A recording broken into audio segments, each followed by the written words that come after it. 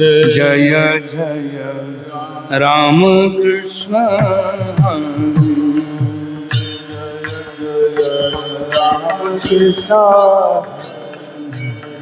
जय जय राम कृष्ण हरि जय जय राम कृष्ण हरि जय जय राम कृष्ण हरि जय जय राम कृष्ण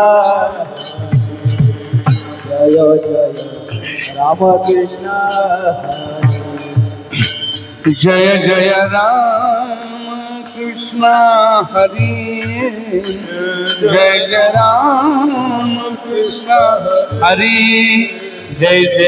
राम कृष्ण हरि जय जय राम कृष्ण हरि जय जय राम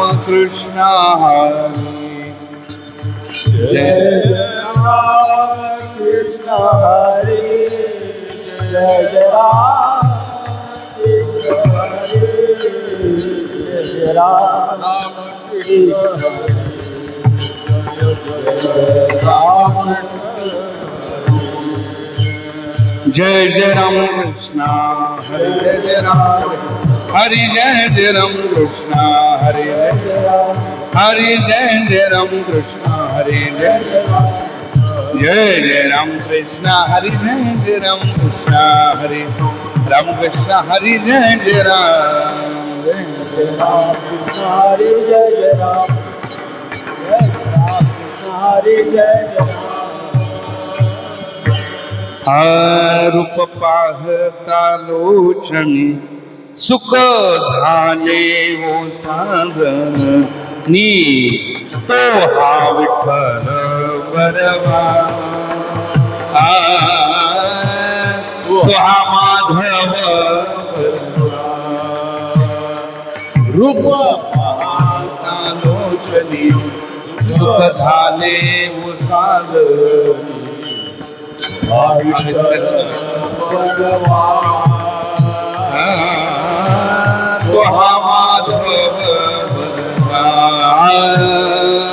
बहुत सुकृताची जोडी म्हणून विठ्ठली आवडी तो हा विठ्ठल परवा तो हा माधव बरवा बहुत सुकृताची जोडी म्हणून विठ्ठली आवडी तो हा विठ्ठल परवा तो हा माधव सर्व सुखाचे आगर सर्व सुखाचे बापर कुमादेव बापर कुमादेव हरी सर्व सुखाचे आगर बापर कुमादेवीवर तो विठ्ठल बरवा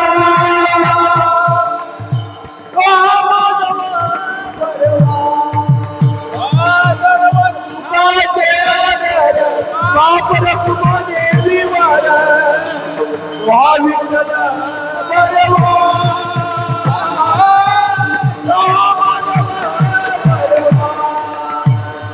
जय जय राम कृष्ण हरे जय जय राम हरि जय जय राम कृष्ण हरे जय जय राम हरि जय जय राम कृष्ण हरे हरि जय जय राम कृष्ण हरि जय जय राम कृष्ण हरे राम कृष्ण हरि जय जय राम कृष्ण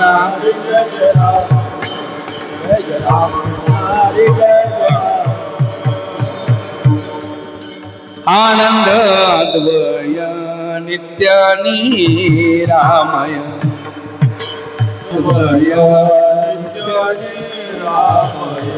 जे जाणी देया योगियांचे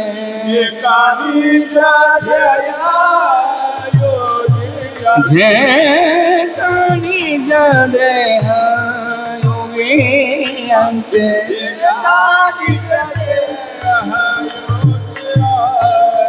तोहारे सिंह ते हे समाचरण विटेवरी साजिरे ते हे समचरण साजिरे विटेवरी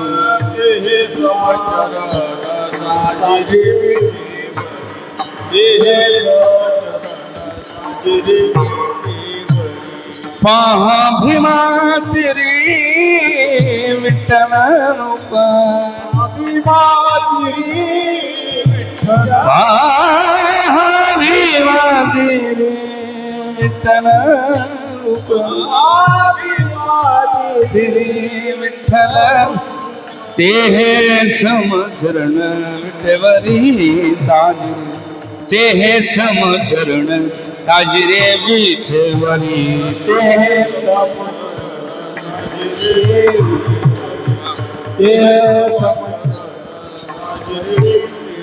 हा पुराणा सिवाड श्रुतीने नती पार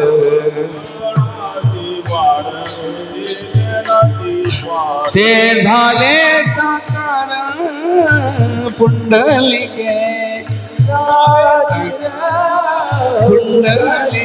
ते हे समचरण विटेवरी साजिरे ते हे समचरण साजिरे विटेवरी ते हे साजिरे विटेवरी ते हे समचरण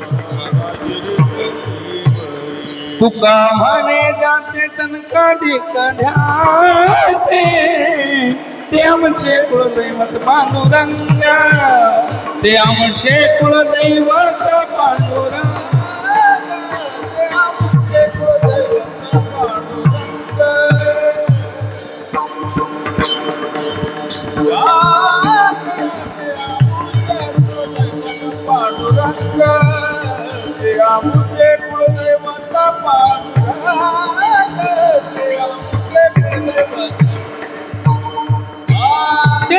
समचरण विठेवरी साजिरे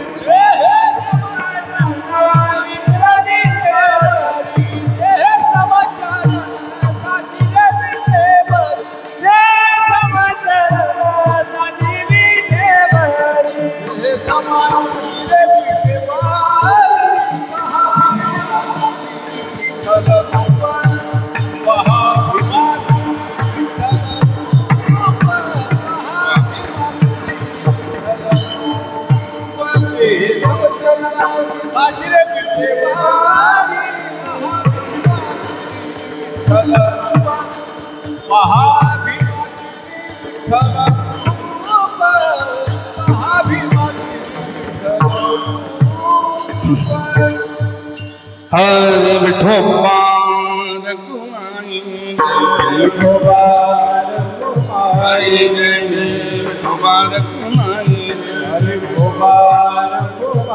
हरे विठोबा रघुमाई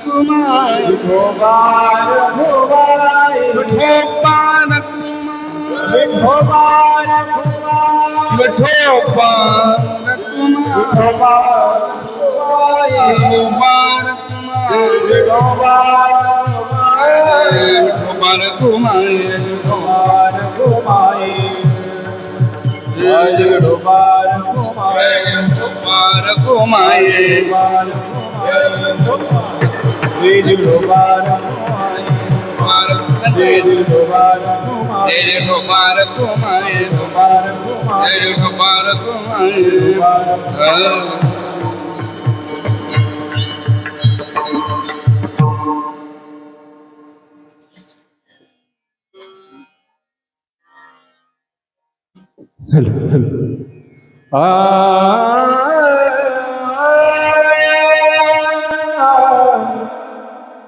विको आणि गीत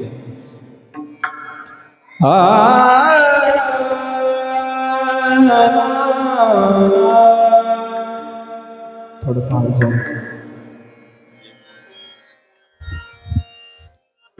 आनंद द्वैता नित्य निरामय आनंद निरामय आनंद नित्य निरामय आनंद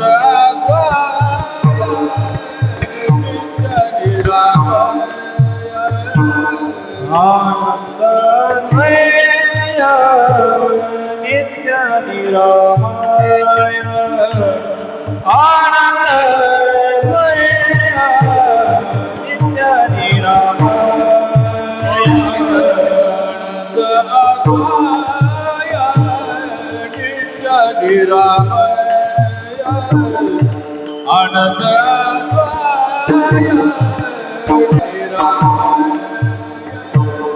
जे काही जग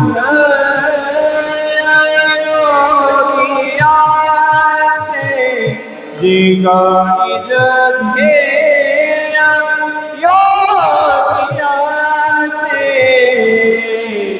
समाचार साजिरे विठेवरी देही समाचार साजिरे विठेवरी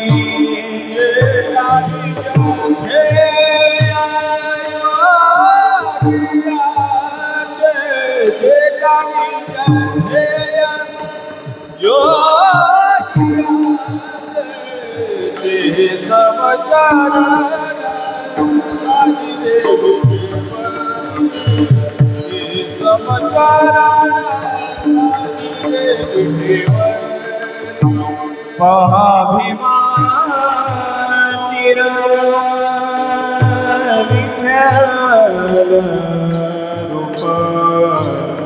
पहाभिमानी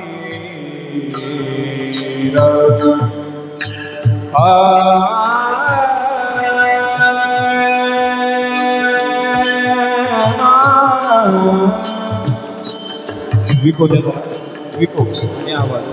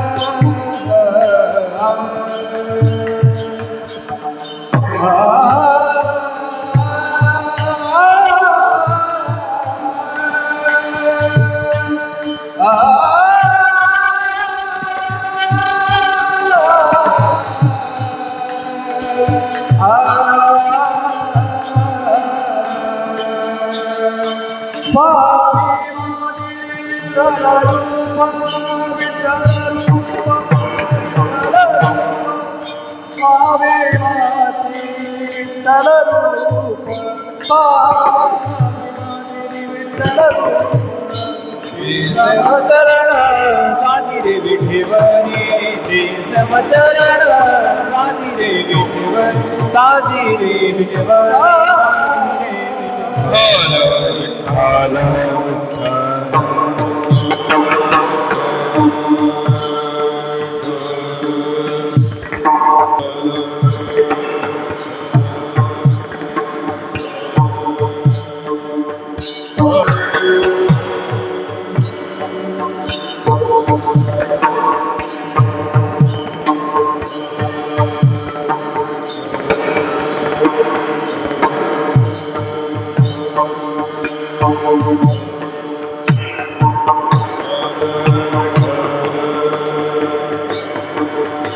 विठ्ठल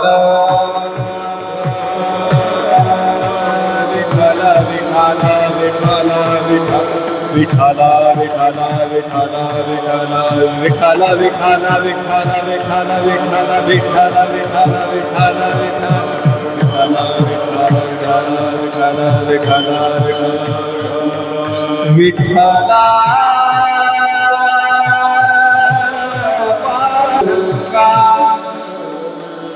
माऊली चांदरा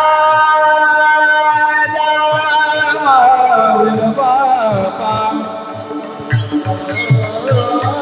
विठ्ठल विठ्ठल विठ्ठल विठ्ठल विठ्ठल विठ्ठल विठ्ठल विठ्ठल विठ्ठल विठ्ठल विठ्ठल विठ्ठल विठ्ठल विठ्ठल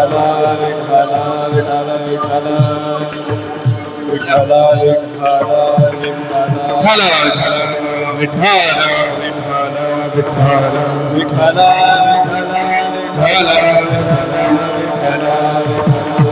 पुंडलिक वरहारी श्री ज्ञानदेव तुकाराम पंढरीनाथ भगवान की जय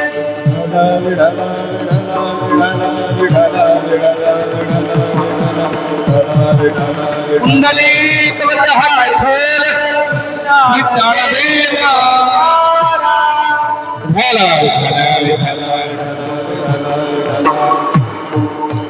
आनंद अद्वय नित्य निरामय जय काळिक देह योगियांचे ते हे समचरण साजरे विठेवरी पहा भीमातिरी विठ्ठल रूप पुराणासी वाड श्रुती नेनती पार ते झाले साकार पुंडलिके तुका म्हणे जाते सनकादिक ध्याते ते आमचे कुलदैवत पांडुरंग ते हे समचरण साजरे विटेवरी पहा भीमातिरी विठ्ठल रूप महायोग पीठे तटे भीमरत्यां वरम पुंडलिकाय दातुं मुनीन्द्रै समागत्य तिष्ठन्तमानन्दकन्दं परब्रह्मलिङ्गं भजे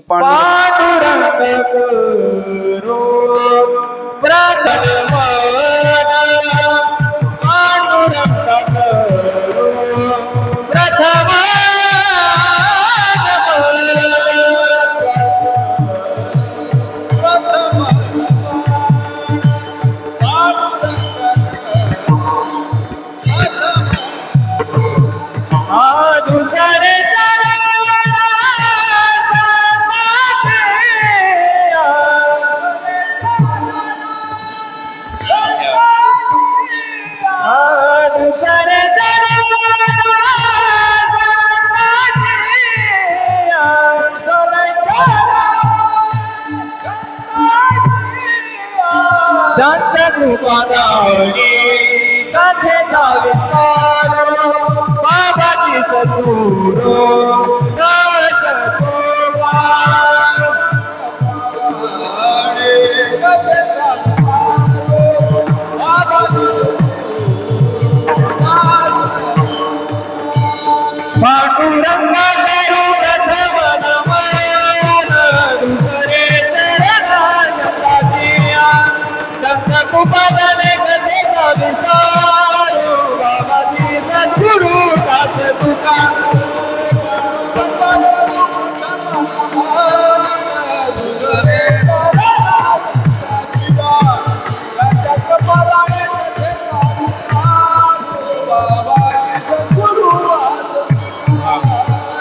पांडुरंगा करू प्रथम नमन दुसरे शरण संतांच्या कृपादाने कथेचा विस्तारू बाबाजी सद्गुरु दासतुका जयांचे केली स्मरण होई सकळ विद्यांचे अधिकरण ते शिवंधू श्री चरण श्री गुरूंचे ते नमस्कारुनी आता जय जय ओ शुद्धेव दारे प्रसिद्धे आणवरत आनंदे वर्षती विषय व्याळी मिटी दिदिल्या नोटी दाटी ते तुझे गुरुकृपा दृष्टी निर्विश होय नमो सद्गुरु तुकया ज्ञान दीपा नमो सद्गुरु सच्चिदानंद रूपा नमो सद्गुरु भक्त कल्याण मूर्ती नमो सद्गुरु भास्करा पूर्ण कीर्ती ओम नमो ज्ञानेश्वरा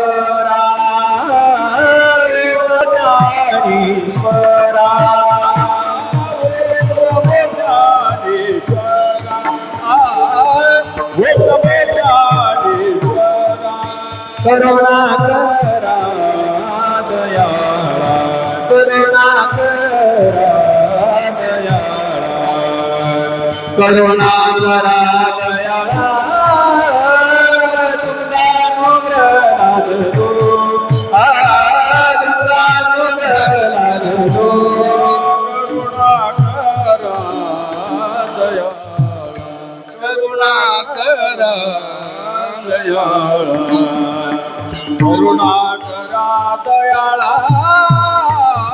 तुझा अनुग्रह लागतो तुझा अनुग्रह लागतो करुणा करा दयाळा करुणा करा दयाळा तुझा अनुग्रह लागतो तुझा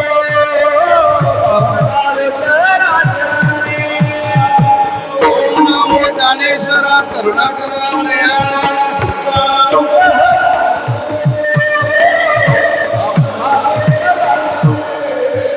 ओम नमो ज्ञानेश्वरा करुणा करा दयाळा तुमचा अनुग्रह लादलो पावन झालो चराचरी मी कळा कुसरी काही नेने बोलती वचनी भाविका तुमचा अनुग्रह लादलो पावन झालो चराचरी एका जनार्दनी तुमचा दास द्याशी आस पुरवावी तुमचा अनुग्रह लादलो पावन झालो चराचरी आनंद अद्वय नित्य निरामय जे का निज ध्येय योगियांचे ते हे समचरण साजरे विटेवरी पहा भीमातिरे विठ्ठल रूप प्रस्तुत कीर्तन रवी सेवेकरता घेतला भंग संत श्रेष्ठ संत श्रवणी जगदवंत जगदुर देहुणे वास्तू कोबऱ्यांचा 3 चरणाचा अभंग आहे 4 चरणाचा अभंग आहे आणि या अभंगामध्ये तुकोबरा काय वर्णन करतात याचा जर विचार केला तर भगवंताच्या स्वरूपाचं वर्णन करतात भगवंताचं एक अद्वय असं असणारं स्वरूप जे निर्गुण निराकार असणारं स्वरूप आणि एक सगुण साकार असणारं स्वरूप दोन्हींचं वर्णन करून दोन्हीचंही महत्व प्रतिपादित करतात आणि तो जो देव आहे तो नेमका आमच्या बाबतीत कसा आहे तर तुकोबराय सांगतात तो आमच्या कुळीचं दैवत आहे कुळीच्या देवाबद्दल तुकोबराय या अभंगात बोलतात विठ्ठल विठ्ठल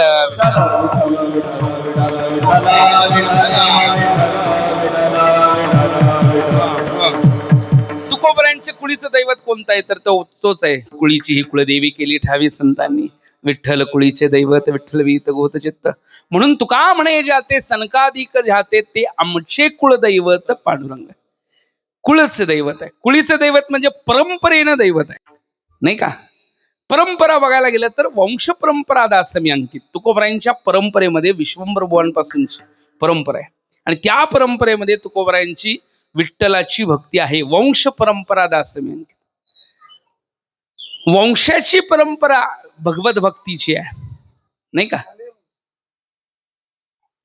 कुळाची परंपरा भगवत भक्तीची पंढरायाच्या भक्तीची आहे अवताराच्या परंपरेत बघितलं तर तुकोबराय अवतार कोणाचे आहेत जगद्गुरु तुका अवतार नामयाचा संप्रदाय सकळांचा इथून जगद्गुरु तुकोबराय नामदेवरायांचे अवतार आहेत कोणाचे अवतार मग ती परंपरा बघायला गेलं तर चौयुगाचा भक्त नामा उभा करते आणि मग 4 युगाचे नामदेवराय भगवंताचे भक्त मग पहिल्या युगामध्ये भगवंताचे भक्त कुठल्या रूपात होते म्हणाल तर प्रल्हाद रूपात दुसऱ्या युगामध्ये कुठल्या रूपात होते म्हणाल तर अंगद रूपात होते तिसऱ्या युगामध्ये कोणत्या रूपात होते म्हणाल तर ते उद्धव रूपात होते आणि चौथ्या युगामध्ये नामदेवराय रूपात म्हणून चौयुगाचा भक्त नामा उभा कीर्तनी 4 युगाचे नामदेवराय भक्त कीर्तनाचं चिंतन सांगतात आणि तेच नामदेवराय तुकोबरायांच्या रूपात येतात त्याला एक साहित्यिक भाषेतले म्हण आहे ज्ञानाचा एका आणि नामाचा तुका ज्ञानाचा एका आणि नामाचा तुका या परंपरेनं बघायला गेलं तर या परंपरेत ही भगवत भक्ती आहे, विष्णू भक्त आहेत का नाही? म्हणजे शिवाची भक्त नाहीत असं नाही. शिवाची ही म्हणतात हरिहरा भेद नाही, नाही भेद नाही म्हणजे. पाहायला गेलं तर या परंपरेतनं ही वंश परंपरा, कुल परंपरा आणि मग अवताराची परंपरा आणि जर विद्या ज्ञान प्राप्तीची गुरु परंपरा जर बघायला गेली तर हंसरूपी ब्रह्मा हा उपदेशी श्रीहरी चतुश्लोकीचारी भागवत तेगुज विदाता सांगे नारदासी नारदे व्यासाची उपदेशिले राघवे चैतन्य केल्या नाही का अनुष्ठान त्यासी द्वैपायने कृपा केली राघवाचरणी केशव शरण बाबाजीची पूर्ण कृपा असंच आहे ना. बाबाजीनी स्वप्नी एवोनी तुके याला अनुग्रह निदल दिला निज प्रती आणि जगद्गुरु तुका अवतार नामयाचा संप्रदाय सकाळांचा येतो. या क्रमबानं बघितलं तर परंपरेनं प्राप्त असणारी जी ही परंपरा आहे ती ही भक्तीचीच परंपरा बघत असताना ज्ञान प्राप्त आणि भक्ती प्राप्त दीक्षा परंपरा, अवतार परंपरा आणि वंश परंपरा या सगळ्यातनं बघायला गेलं तर तुकोबर आहे इथं कुळ परंपरेचं दैवत सर्व स्वरूपामध्ये त्याची जी अनुभूती त्या परंपरेच्या ज्ञानानं प्राप्त झालेली आहे ती त्या भगवंताच्या स्वरूपाचं ज्ञान आणि त्याच्या मग सगुण निर्गुण दोन्ही. संप्रदायामध्ये सगुण निर्गुणाचा भेद मानला जात नाही कारण सगुण निर्गुण गुणाचे अवगुण कोण म्हणत नाही ना, अगुण नाही का, हरिवीन म्हण व्यर्थ जाय. सगुण निर्गुण गुणाचे, सगुण आणि निर्गुण शब्द गुणासंबंधी आहेत. गुण शब्द आहे म्हणून सगुण, निर्गुण गुण शब्द आहे की नाही. सगुण म्हणा किंवा निर्गुण म्हणा देवाला कसा म्हणजे सगुण निर्गुण एको गोविंदो रे तुझं दृश्य म्हणव की स्थळ रे. गुरुजी म्हणायचे ना महाराज सगुण म्हणायचं का निर्गुण म्हणायचं. ज्ञानोबराय देवाला प्रश्न करतात आणि ज्ञानोबरायचं उत्तर देतात. सगुण निर्गुण एको गोविंदो रे तुझं दृश्य म्हणव की स्थळ रे दृश्य स्थळ एको गोविंदो रे नाही का. मग म्हटले नेमकं तुम्ही प्रश्न करताय देवाला, देवानं उत्तर द्यायला पाहिजे पण तुम्हीच पहिलं उत्तर देताय मग कशाला प्रश्न करताय असं कोणी विचारलं नाही का. तर मग ज्ञानोबा शेवटच्या चरणामध्ये सांगतात निवृत्ती प्रसाद हे ज्ञानदेव बोले. माहित नसलं तर गुरुच्या प्रसादानं मला प्राप्त झालेलं आहे त्यामुळं हे मला कळालेलं आहे. अर्थ असा आहे नाही का. त्यामुळं सगुण निर्गुण हा आपल्या चिंतनामध्ये भेद मानला जात नाही. काय ते करावे संदेही निर्गुण ज्ञानाने सगुण वस केले जसा पाहिजे तसा. होय भक्ती केला तैसा होय भक्ती तैसा होय भक्ती केला तैसा होय भक्ती केला तैसा होय भक्ती केला तैसा पूर्वी धरा वितेचा होय पूर्वी धरा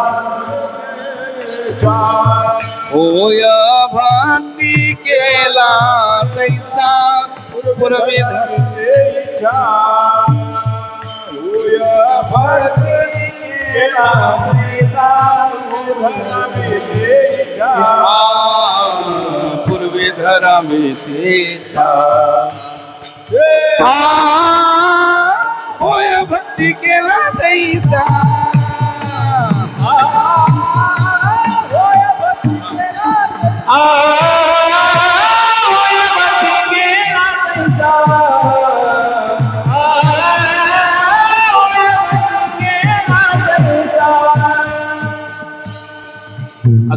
राहून गाडी सुटली पुढे गेली आता. होय भक्ती केला तैसा एकदा गाडी सुटली की बसता येत नाही मग पुढल्या स्टेशनला जात. होय भक्ती केला तैसा पूर्वी धरावी ती जसा भक्तीनं करावा तसा तो होतो त्यामुळे त्याला सगुण म्हणा किंवा निर्गुण.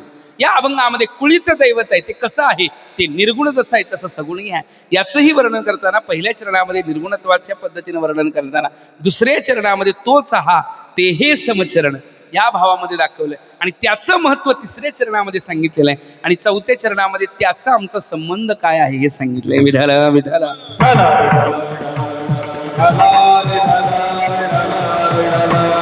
आनंद अद्वय नित्य निरामय जे का निज ध्येय योगी यांचे असं देवाचं वर्णन तुकोबराय करतात. आनंद अद्वय नित्य निरामय. आनंद देवा आहे. बरं का, आनंद शब्द नुकता बोललो तरी आनंद होतो का आपल्याला सांगा लोक? किती लोकांना आनंद शब्दानं आनंद होतो? आता जसं गुळ माझ्या समोर दिलेला आहे खायला, विचारलं महाराज गुळ किती गोड आहे, खाऊन बघा म्हणावं लागतं, त्याशिवाय कळत नाही. गुळ शब्दाला जर आपण जप करत बसलो 2 दिवस गुळ गुळ गुळ गुळ, निदान तिसऱ्या दिवशी तर कळालं पाहिजे गुळ हा गोड आहे. पण नाही हो, गुळ शब्दाच्या वर्णनानं, गुळ केवळ शब्द बोलत राहिलो तर गुळाची गोडी कळत नाही, त्याचा अनुभव घ्यावा लागतो. आणि अनुभवे गोडी येईल कळो, अनुभवाची जोगे नोहे बोलायचे. तुकोबराय म्हणतात, तुका म्हणे असी नचले तांतडी अनुभवे गोडी येईल कळो. याचा अनुभव घ्यावा लागतो, तेव्हा गोडी कळते. तो आनंद रूप आहे म्हटलं तर जेवढा आनंद आनंद रूप आहे म्हटलं की प्रवृत्ती मात्र त्या दिशेनं होईल आनंदाच्या प्राप्ती करता. पण आनंद शब्द बोलल्यामुळं केवळ त्याच्याबद्दलचा आनंद किती वाटेल महाराज? आपल्याला बरं वाटेल, पण सगळ्यालाच बरं वाटेल असं. कारण आनंद शब्द जो आहे त्या शब्दाच्या अनुभूतीपर्यंत पोचावं लागेल, नाही का? आनंद तो आनंद रूप आहे एवढं म्हटलं तर काय तुम्हाला ज्ञान झालं त्याचा आनंद अनुभवला तुम्ही? नाही, त्याच्या अनुभवाकरता प्रयत्न करावा लागतो. आनंदाचा अनुभव कसा आहे त्याचा हे संतांना अनुभवला आहे त्यांनी. तो आनंद रूप आहे. विटेवरी नीट आनंदाचा कंद, चुकाणाचे छंदे नाम घोषे. ज्याला आला त्याला आनंदाचा अनुभव आला. बरं का, अत्यंतिक दुःखाची निवृत्ती झाली त्याला बघितल्या. नामदेवराव म्हणतात, अनंत जन्मीचे विसरलो दुःख पाहता तुझे मुख पांडुरंग. बरं का, आणि मग त्याचा आनंद रूपी अनुभव घ्यायचा असेल तर त्याला आनंद रूपामध्ये बघावं. त्या आनंदाचं शास्त्रामध्ये त्याचं वर्णन आलेलंच आहे. तो कसा आहे? सत्य ज्ञानानंत गगनाचे प्रावरण. अनंत शब्द आहे ना, सत्यम ज्ञानम अनंतम ब्रह्म. ब्रह्म्याचं वर्णन श्रुती सांगताना म्हणते सत्यरूप ज्ञानरूप आणि अनंत रूप जसं आहे तसं म्हणले आनंद कुठं दिसतोय तर विज्ञानम आनंदम ब्रह्म ही श्रुती आहे. विज्ञानम आनंदम ब्रह्म या शब्दामध्ये त्याचं वर्णन आनंद रूपात केलेलं आहे. तो आनंद रूप आहे. बरं तुम्ही सांगा, आनंद रूप आहे म्हणून आपली सहजच प्रवृत्ती त्या दिशेनं होईल का नाही सांगा? आनंद रूप आहे म्हटल्यावर प्रवृत्ती त्या दिशेनं आपला प्रवास चालू होईल का नाही सांगा? होईल चालू.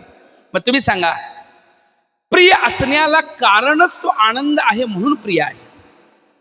आनंद रूप नसेल तर प्रिय असायची गरज नाही. तर प्रेम आत्मार्थ नाही व म्हणण्यार्थ वाथणी. तसं आतलं आत्मस्वरूप असेल आणि व्यापकत्वानं नटलेलं परमात्मा तत्व असेल तर ते आनंद रूप आहे. सगळ्यात प्रिय आपल्याला काय आहे लवकर सांगा? सगळ्यात प्रिय काय? आपले लोक आपल्याला प्रिय, आपण आपल्याला प्रिय आहे. आपल्यामध्ये हातापेक्षा डोळा आणि अधिक जवळ प्रिय आहे. डोळ्यापेक्षाही आतमधला जीव आपल्याला अधिक जवळ प्रिय आहे, नाही का? जीवापेक्षाही आंतरिक शांती आपल्याला अधिक प्रिय आहे. बरोबर कडे सांगा. याचा अर्थ आहे की आपलं आत्मतत्व आपल्याला प्रिय आहे आणि आत्मतत्व आपल्याला अत्यंत प्रिय असण्याचं कारण ते आनंद रूप आहे. विठ्ठल विठ्ठल.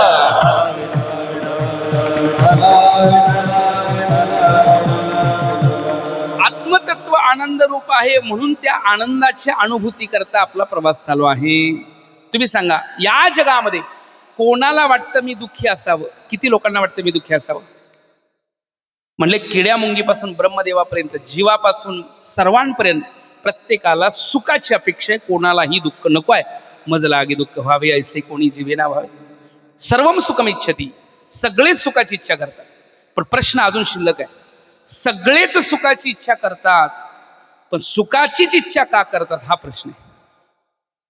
दुःखाची इच्छा माणूस का करत नाही हा प्रश्न आहे. उत्तर काय महाराज? जाधव महाराज उत्तर आहे, सगळे सुखाची इच्छा करतात, दुःखाची इच्छा कोणीही करत नाहीये. का असं होत? साधी शेळी आहे. शेळीच्या समोर एक व्यक्ती उभा आहे. एका हातामध्ये वैरणीची पिंडी आहे, दुसऱ्या हातामध्ये लांबडीची काठी आहे. आणि तिकडं शेळीला सोडलं. शेळी कुठल्या दिशेने जाईल सांगा? कोणत्या हाताच्या दिशेने? वैरणीच्या पेंडीकडे का काठीकडे? का हो महाराज? आद्यजोर शंकराचार्यांचं हे उदाहरण आहे. त्यांनी हे उदाहरण देतात. म्हणतात वैरणीच्या पेंडीकडे शेळी जाईल का लांबड्याच्या काठीकडे जाईल? सहजच आहे. ती शेळी आहे तरी सुद्धा तिला माहित आहे या हाताला काठीच्या हाताकडं काय आहे? दुःख आहे. आणि वैरणीच्या पेंडीच्या हाताकडे काय आहे? सुख आहे. सहज तिची प्रवृत्ती सुखाच्या दिशेने जाईल का नाही सांगा? म्हणजे किड्यामुंगीपासून ब्रह्मदेवापर्यंत सर्वम सुखम इच्छती. कुणालाही दुःख प्रवचनातनं सुखाचा अनुभव मिळतो म्हणून प्रवचनाला बसतो. कीर्तनातनं सुखाचा उद्देश आहे म्हणून कीर्तनाला बसतो. कीर्तनातनं एखादा हळूच मागल्या मागं उठून जात असेल तर त्यालाही जाण्यामध्ये सुख वाटत असतं बसण्यापेक्षाही कीर्तनात, नाही का? त्यामध्येही सुखाचा शोध आहे. एखाद्याला गायनामध्ये सुखाचा अनुभव आहे, एखाद्याला ऐकण्यामध्ये अनुभव आहे, एखाद्याला काय महाराज काय सांगायला काय कळलं हे म्हणण्यामध्ये अनुभव आनंद आहे. शेवटी प्रत्येकाचा प्रवास कोणत्या दिशेनं असेल तर आनंदाच्या दिशेनं, सुखाच्या दिशेनं. ऐकणे सांगा, कोणालाही दुःख नको आहे, प्रत्येक सुखाच्या दिशेनं प्रवास आहे. पण सुखच का व्हावं असं वाटतं, दुःख का नको आहे? न्यायशास्त्रामध्ये सांगितलं अनुकूल वेदनियम सुखम प्रतिकूल वेदनियम दुःखम. सुखाची अनुकूल वेदना आहे आणि दुःखाची प्रतिकूल वेदना आहे. अनुकूल वेदनियम सुखम प्रतिकूल वेदनियम दुःखम. पण इथंही शंका आहे. म्हणले काही वेळ प्रतिकूल वेदना असल्या तरी काही वेळ सुखाचा अनुभव येतो. गुरुजी सांगायचे एक दृष्टांत बरं का महाराज. गुरुजी दृष्टांत सांगताना काय सांगत होते? म्हटले की एक मोठा राजाचा मुलगा राजपुत्र तो खेळायला लागलाय आणि बॅट बॉलनं खेळत असताना एक महाराज निघालेले बाजूनं रस्त्याला आणि पुढे जात असताना मागणं तो बॉल जोराचा धाप जिसना पाठीवरती पडला आणि महाराजांना लागला. त्या महाराजांना लागल्यावर महाराज चांगल्या पद्धतीनं मागं वळून बघतील, दुःख होईल. महाराज असल्यामुळे जरा शांततेनं विचार करतील, स्थिर होतील. पण ते त्रागा करतील थोडासा, बाबा दुःख झालं असं म्हणतील का? जर ते खऱ्या अर्थानं अनुभूती साधुत्वाची असेल तर तो सहन करतील, नाही का? जसं एक उदाहरण दिलं जातं की झाडाला दगड मारणाऱ्या मुलांचा एक दगड एका साधूला लागतो, त्या साधूच्या डोक्यातनं भळभळा रक्त यायला लागतं, डोक्याला लागतं. ते मुलं त्यांच्याकडे येतात, म्हणतात महाराज तुम्हाला दगड लागला, माफ करा, आमची चुकी झाली, दगड लागला तुम्हाला. ते म्हणले तुम्ही माफी मागू नका, मीच तुम्हाला माफी मागतोय, मीच तुमची माफी मागतोय. का? म्हटले त्या झाडाला तुम्ही दगड मारल्यावर ते फळ देते, पण मला दगड मारला, मी तुम्हाला काही देऊ शकत नाही, याचं दुःख मला आहे, नाही का?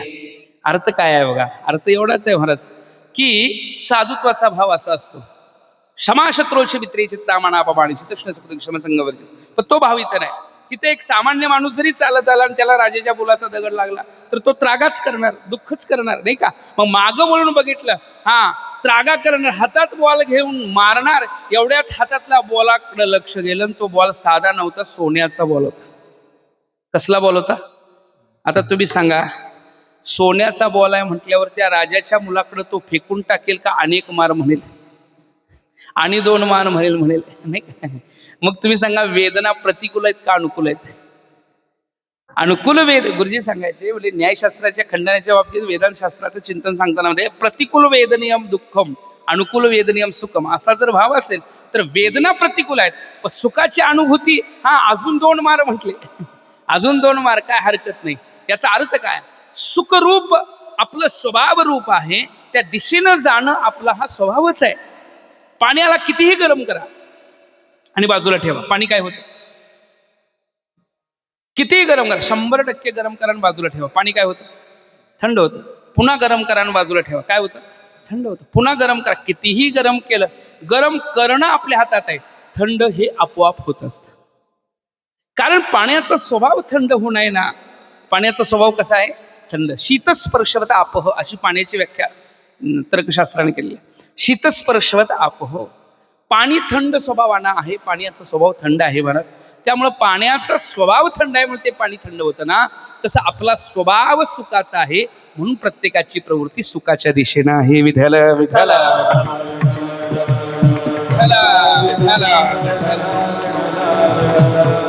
आता तुमच्या लक्षात आलं असेल की आपण सुखाची इच्छा का करतोय, तर प्रत्येकाचं स्वरूप, आपलं स्वभाव, आपलं काय आहे? स्वरूपच सुखरूपतेचं आहे. म्हणून आपण सुखाच्या दिशेनं प्रत्येकाची प्रवृत्ती आहे, नाही का? आपल्या मूळ स्वरूपाच्या दिशेनं जाण्याचा प्रत्येकाचा प्रवास आहे. पण काय होतं, पेट्रोल पंपावर जाऊन साखर पावडर मागून चालत नाही, नाही का महाराज?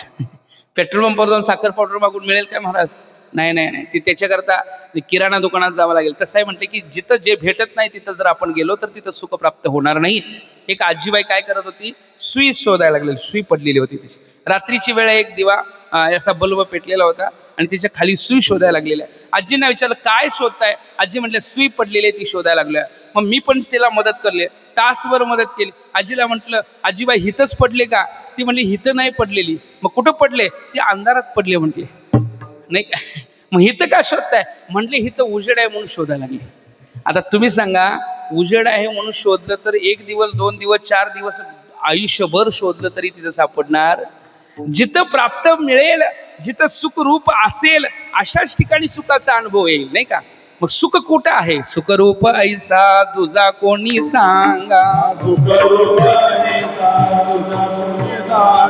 माझ्या पांडुरंगा सारिका जो, सारिका जो, माझ्या पांडुरंगा सारिका जो.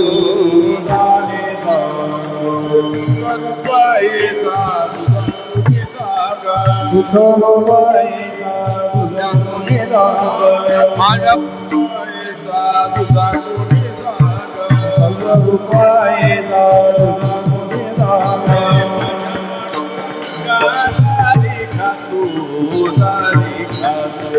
माझ्या पांडुरंगा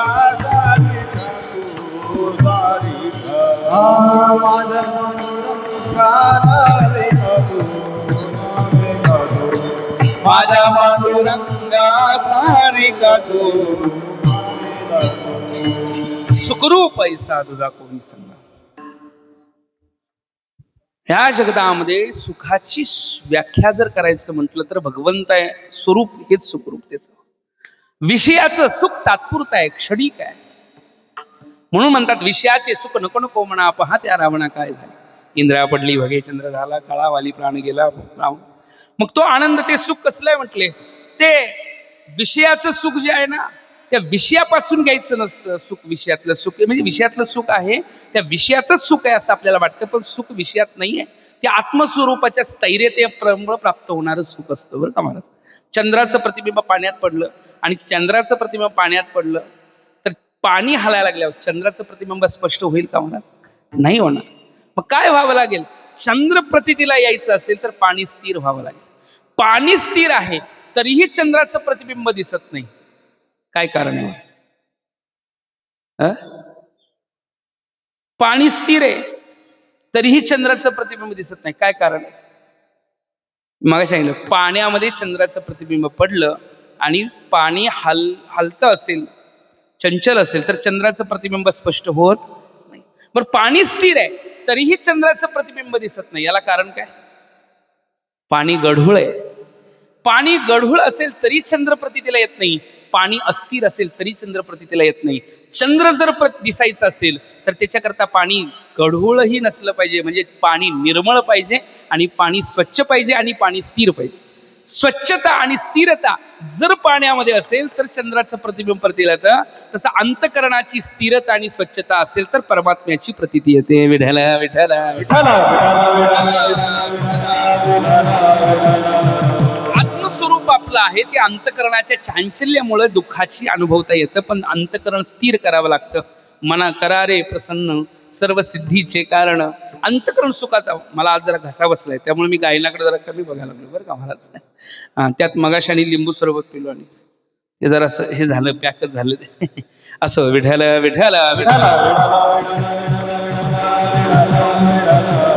मन करा रे प्रसन्न सर्व सिद्धीचे कारण. मन प्रसन्न केलं की सिद्धता प्राप्त आहे. सिद्ध व्हावं का प्रसिद्ध व्हावं? तुमचं काय म्हणणं आहे? आजकाल आपण सिद्धी करता प्रयत्न करतो का प्रसिद्धी करता प्रयत्न करतो? आपापलं ठरवून घ्या, माझं काय तसं काय नाही का. बरं, प्रभावित असावं का प्रभू भावित असावं? प्रभू भावित असावं का प्रभावित असावं? चिंतन प्रभावित असावं का प्रभू भावित? प्रभावित काय म्हणजे? प्रभावित म्हणजे काय? लोकांना फक्त प्रभावित तात्पुरतं बरं वाटतं, पण प्रभू भावित असावं. आपल्या गायनामध्ये, आपल्या वादनामध्ये, आपल्या वाजवण्यामध्ये, आपल्या बोलण्यामध्ये जर प्रभूचं दर्शन होत नसेल आणि प्रभूच्या चरणावर समर्पित करायचं आहे म्हणून जर करत असेल तर बाकींना आनंद होतोच ऐकल्यावर, नाही का महाराज. नाहीतर फक्त कर्तृत्व अहंकार मी केला हा भाव जरी आला तर तिथं प्रभू थांबत नाही. विठ्ठल विठ्ठल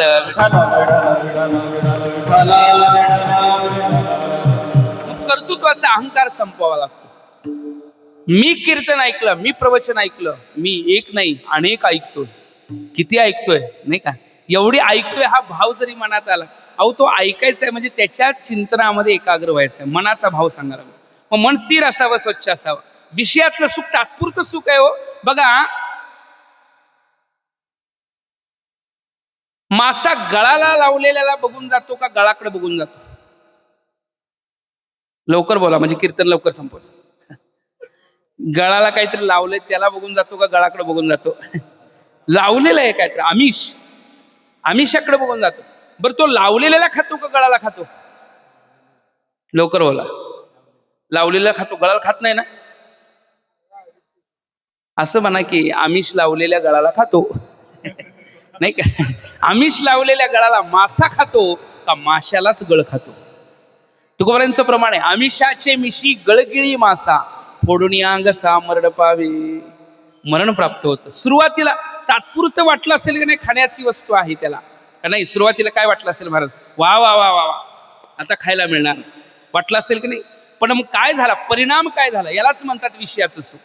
तात्पुरतं सुखरूप असतं पण परिणाम मात्र दुःखाचा असतो. याचं गीतेमध्ये वर्णन केले. विषेंद्रिय संयोगादित्यग्रे मृतोपमम परिणामे विस्मयो तत्सुखम राजसंस्कृतम. रजगुणात्मक सुख विषयाचं सुख आहे. मग तुकोबराय म्हणतात विषयाचं सुख नको नको म्हणा. पाहत्या रावणा काय झाले म्हणून विषयाचे सुख नको नको म्हणा. इंद्रा पडली भगे म्हणून विषयाचे सुख नको नको म्हणा. वाली प्राण गेला रामबाणे म्हणून विषयाचे सुख नको नको म्हणा. नाही का. चंद्र झाला काळा म्हणून विषयाचे सुख नको नको म्हणा. का नको याचं वर सांगतात स्वरूप. कारण विषयातलं सुख हे तात्पुरतं क्षणिक आहे. वास्तविक ते सुख वाटतं पण ते वास्तविक सुख नाही. सुखाचं खरं स्वरूप बघायचं असेल तर अंतकरणाच्या स्थैर्यतेच्या अनुभवातनं सुख अनुभवाला. त्याच्याकरता साधन आणि परमार्थिक चिंतन करावं लागेल. मन स्थिर करायला लागेल. काय काय करतो या मनापरिते नाही काय या अवस्थेला. मग या आनंदाचा अनुभव कुठे येईल? आत्मदर्शनानं येईल.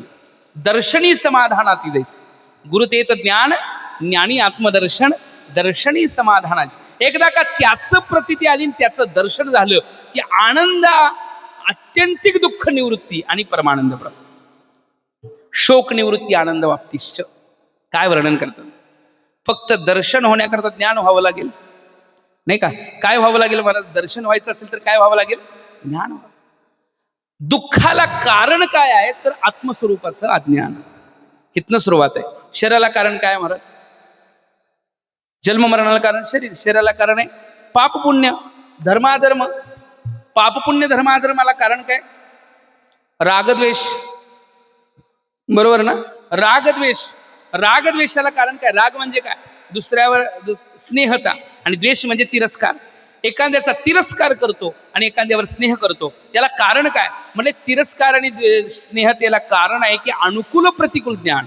अनुकूल प्रतिकूल ज्ञान म्हणजे एक अनुकूल आहे म्हणून त्याच्यावर स्नेह आहे, एक प्रतिकूल आहे त्याच्याबद्दल आपल्याला द्वेष आहे. बरोबर ना. म्हणजे अनुकूल प्रतिकूलला कारण आहे राग द्वेषाला कारण आहे अनुकूल प्रतिकूल ज्ञान.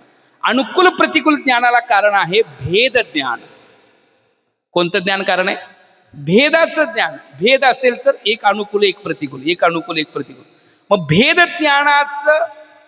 ज्ञानाला कारण आहे आत्मस्वरूपाचं अज्ञान. कारण या जगतामध्ये भेदाला कारण आत्मस्वरूपाचं अज्ञान.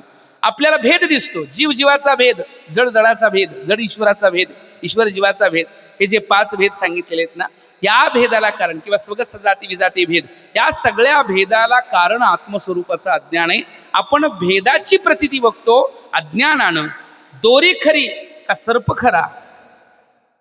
अज्ञानानं दोरीच्या ठिकाणी सर्प प्रतीतीला येतो. येतो का नाही सांगा? दोरीच्या ठिकाणी सर्प. रात्रीची वेळ आहे आणि एक निघाला आणि अचानक दोरीवर पाय पडला. असा पळाला की 8 दिवस त्या गलीतनं आला नाही का. 8 दिवस गलीतनं. एक जण म्हणला, अरे कायम तू ह्या गल्लीतनं जाणारा माणूस, कायम या दिशेनं जाणारा, 8 दिवस दिसला नाही. तो म्हणला, बाबा 8 दिवसापूर्वी असलं लांबडं होतं, म्हणले असं जाड होतं, पाय पडला, थोडक्यात वाचलो, पळालो, भीतीनं आलोच नाही. काय होतं? साप होता म्हटलं. नाही का, भीतीनं आलोच नाही नाही का. तो म्हटला किती दिवसापूर्वी, म्हणजे 8 दिवसापूर्वी तो म्हटला मला पण तसं वाटलं, कारण मी गलीतनं जात असताना माझा पण पाय पडला, मी पण पळायला लागलेलो, पण मनात विचार केला खरंच आहे का बघावं. टॉर्च काढली, बघितलं ते नव्हतं. तुला वाटतंय तो सर्प नव्हता. ती काय होती भारत? दोरी होती. मग रज्जू सर्पाकार भासले दोरी होती. मग दोरी होती म्हटले मी बघितलं म्हणून माझा फेरा चुकला, तू बघितलं नाहीस म्हणून तुला फेरा पडला. विठ्ठल विठ्ठल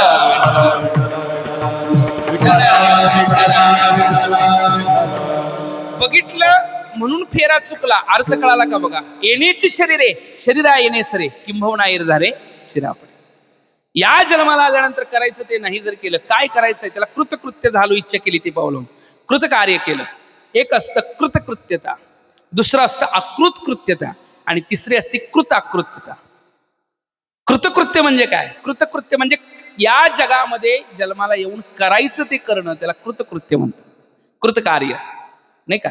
तेने कृतकार्य होईजे जैसे मूळ सिंचने सहजे शाखा पल्लव संतोषती. कृतकार्य म्हणजे काय? करायचं ते करणं. कृताकृत्य म्हणजे काय? करावायचं ते न करणं. आणि अकृत कृत्य म्हणजे काय? करू नये ते करणं नाही का. या तिन्हीपैकी करायचं काय तर कृतकृत्य, करावयाचं ते करणं. या जगात आल्यानंतर दुःखाच्या निवृत्ती करता प्रयत्न तर सगळेच करतात, पण यथार्थ कारणासहित दुःखाची निवृत्ती करण्याची विचार कोणीही करत नाही. विठ्ठल विठ्ठल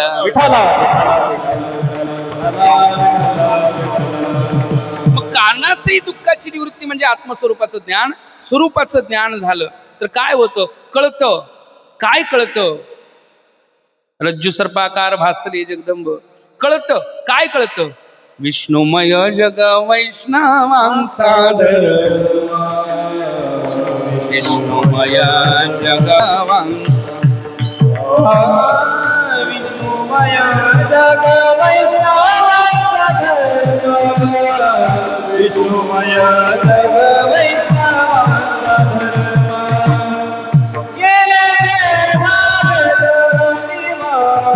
वेदा वेद ब्रह्म अमंगळ.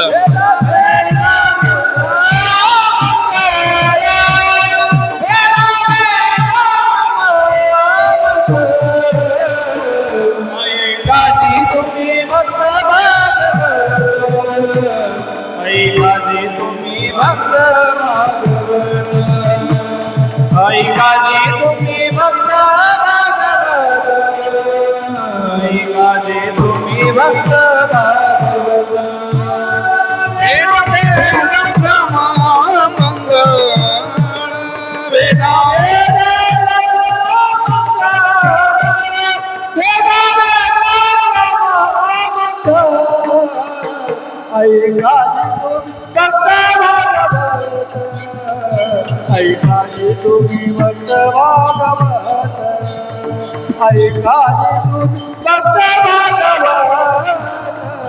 ऐकाजी तुम्ही भक्त भागवत. विष्णुमय जग कळाला. अशा प्रकारे कळतो, ज्ञानानं कळतो बरं का. गडबडीत येणाऱ्याला लगेच देव पाहिजे असतो. मग ज्ञानोबराय म्हणतात कैसेने दैवत प्रसन्न त्वरित. बरं का. कसा लगेच भेटेल? जरा स्थिर हो, थांब बाबा नाही का. येणारं गडबडीत येतं. काय येतं? कारण हरिपाठातल्या पहिल्या चरणात ज्ञानोबरायने म्हणजे पहिल्या अभंगामध्येच ज्ञानोबरायने एक चरण सांगितले, असोनी संसारी. या तुम्ही संसारिक असला तरी काय हरकत. तुम्ही सांगा लटिका व्यवहार हे चरण कुठल्या अभंगातलं आहे? शेवटचा, सर्व सुख गोडी त्यातला आहे लटिका व्यवहार. आणि ते ज्ञानोबरांनी जर पहिल्या अभंगात ठेवलं असतं आणि पहिल्या अभंगातलं शेवटला ठेवलं असतं तर एक संसारिक आला असतं काय सांगा. लटिका व्यवहार सर्व संसार म्हटल्यावर कोण येईल? महाराज तुम्हीच लटका आता म्हणायला लागला, आमचा संसार बरा आहे आमच्या करता नाही का. हा नाही माऊली येऊन देतात, या मग आलेलं गडबड करतं, लगेच देव, लगेच कळाला पाहिजे, लगेच कळाला पाहिजे. मग ज्ञानोबराय म्हणतात कैसेने दैवत. लगेच कसा भेटेल बाबा? थांब जरा, ठाईच वैसोनी एक चित्त करा, जरा स्थिर व्हा, मग विचार करा. त्रिगुणासार निर्गुण हे सार, सारासार विचार विचार करा, नाही का महाराज? खरं काय, खोटं काय, चांगलं काय, वाईट काय, त्रिगुणासार, निर्गुणसार करा विचार. केल्यानंतर काय होईल? मंथोनी न म्हणिता तैसे घे आनंद. एखाद्याच्या घरी गेल्यावर चहा प्यायचा असला तर चहाला सुद्धा वेटिंग करावं लागतं, नाही का? हा, थोडीशी गरम उकळून द्यावं लागतं पाणी, त्याच्यात काय साखर, नंतर लवकर बोला पावडर, नंतर दूध, नंतर जरा चटणी. नाही नाही, रेसिपी चुकेल. साधा चहा प्राप्त करायचा असेल तर क्रम करावा लागतो. इथं देव मिळवायचा आहे ना, आम्ही क्रम केल्याशिवाय कसा मिळेल? साधना करावी लागेल. कैसे ने दैवत प्रसन्न त्वरी, तुकोबरा म्हणतात, तुका म्हणे यासी न चले तांतडी, अनुभवी गोडी येईल कळू. गडबड करून तांतड करून चालत नाही. त्याला विहंगम मार्ग आणि पिपलिका मार्ग, नाही का? विहंगम पक्षी फळासी झोंबे जायचा, हा एक प्रकार आहे. पण ते अधिकार्य करता काना वचनाचे भेटी सरसेपैकी रडी वस्तू होणी मोठी कवणी करू. पण शब्दता कशी आहे बघा, की आलेला आहे तो स्थिर राहिला पाहिजे. स्थिर राहिल्यावर साधना केली पाहिजे, मग साधूचा बोध झाला पाहिजे. तो बोध कोणता आहे? एक हरी आत्मा, एकच हरी, जीव शिवरूपात, जीवच शिव आहे हे कळायचं असेल, मग तो साधूचा बोध, आणि तो झाला की साधू बोध झाला तो नरोनी आणेल, स्थिर झाला. हरिपाठातलंच आहे बरं काय सगळं, काय बाहेरचं म्हणजे जास्त कठीण नाही. हरिपाठातलंच चिंतन आहे. आपण दररोज म्हणणारा हरिपाठ दररोज म्हणतो की नाही? कारण नित्यनेम नामी तो वारकऱ्यानं संध्याप्रमाणे हरिपाठ म्हणावं, आणि वारकऱ्यानेच म्हणावं असं काय? ज्यांनी माळ नाही त्यानं म्हणायला नाही असं काय म्हटलेत काय? त्यांनी म्हणायला काय हरकत? कारण निदान वारकऱ्याने याकरता म्हणावं आपली माळ आहे म्हणून म्हणावं, आणि ज्याची माळ नाही त्यानं का म्हणावा? माळ मिळावी आपल्या गळ्यामध्ये. हळूहळू त्यातलं तत्व वर्म कळालं तर माळ घालता येईल, नाही का? चिंतनातनं असं शब्द आहे की हरिपाठ एक अलौकिक चिंतन आहे ज्ञानोबरायांचं, ज्याच्यामध्ये अद्वैताचा बोध करण्याकरता ही अद्वैत कुसी विरळा जाणी असेल, नाही का? हा, तसं जरी आहे तसा नामचिंतनाचाही भाग. एकाच अभंगामध्ये 3 प्रकार: जपतप कर्म, क्रियानेम धर्म, हे कर्म, कर्माचं चिंतन. सर्वांगटी राम भावशुद्ध, हे ज्ञानाचं चिंतन. सर्वांगटी राम भावशुद्ध हे ज्ञान आहे. आणि मग भक्ती कुठे आहे? न सोडी रे भावो, टाकी रे संदेहो, रामकृष्ण ठाऊ नित्य फोडी, ही भक्ती आहे. ज्ञान कर्म भक्ती, या म्हणजे ज्ञानोत्तर भक्ती अनुभवायची असेल तर हरिपाठामधले चिंतन. विठ्ठल विठ्ठल विठ्ठल.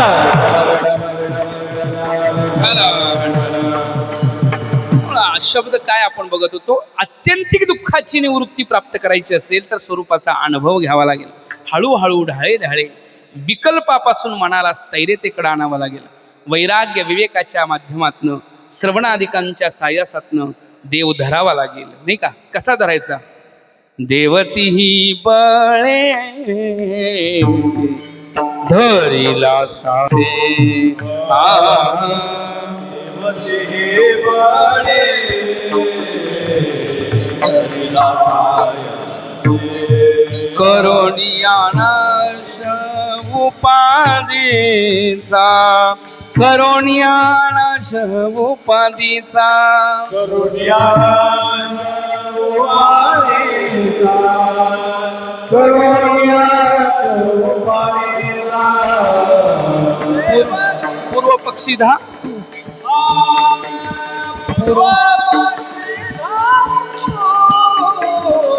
भिकारीले जना,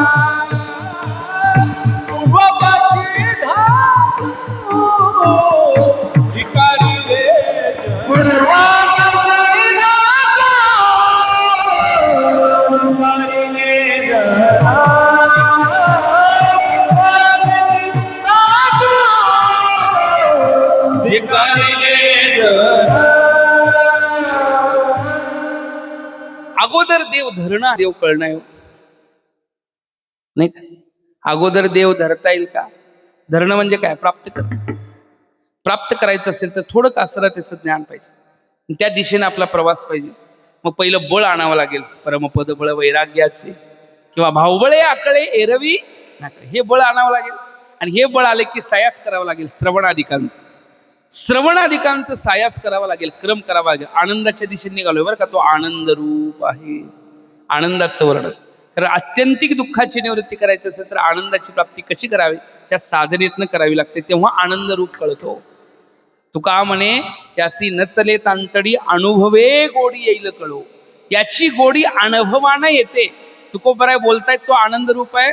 तो असा आनंद रूप आहे की जिथं जाणीव नाहीये, अनुभव आहे फक्त. आनंद कसा आहे तुकोबराय एका अभंगात सांगतात. आनंद कसा आहे नाही का. अंतर्याथार आनंदाचा तू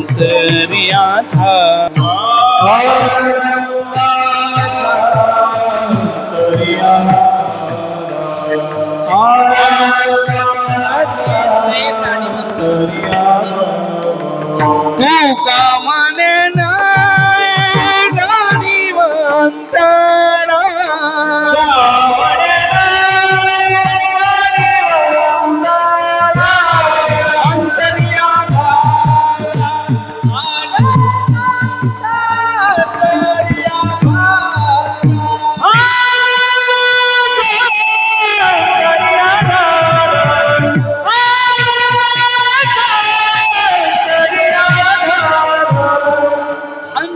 जाणीव नाही पण आनंद आहे.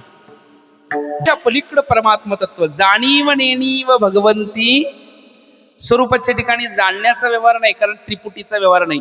कारण जाणण्याचा व्यवहार म्हटलं की ज्ञाता ज्ञेय ज्ञान त्रिपुटी आली.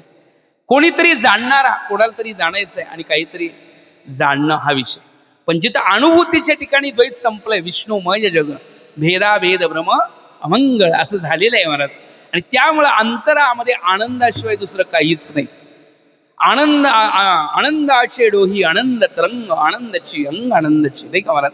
ते कशानं झालं असं तसं झालं का.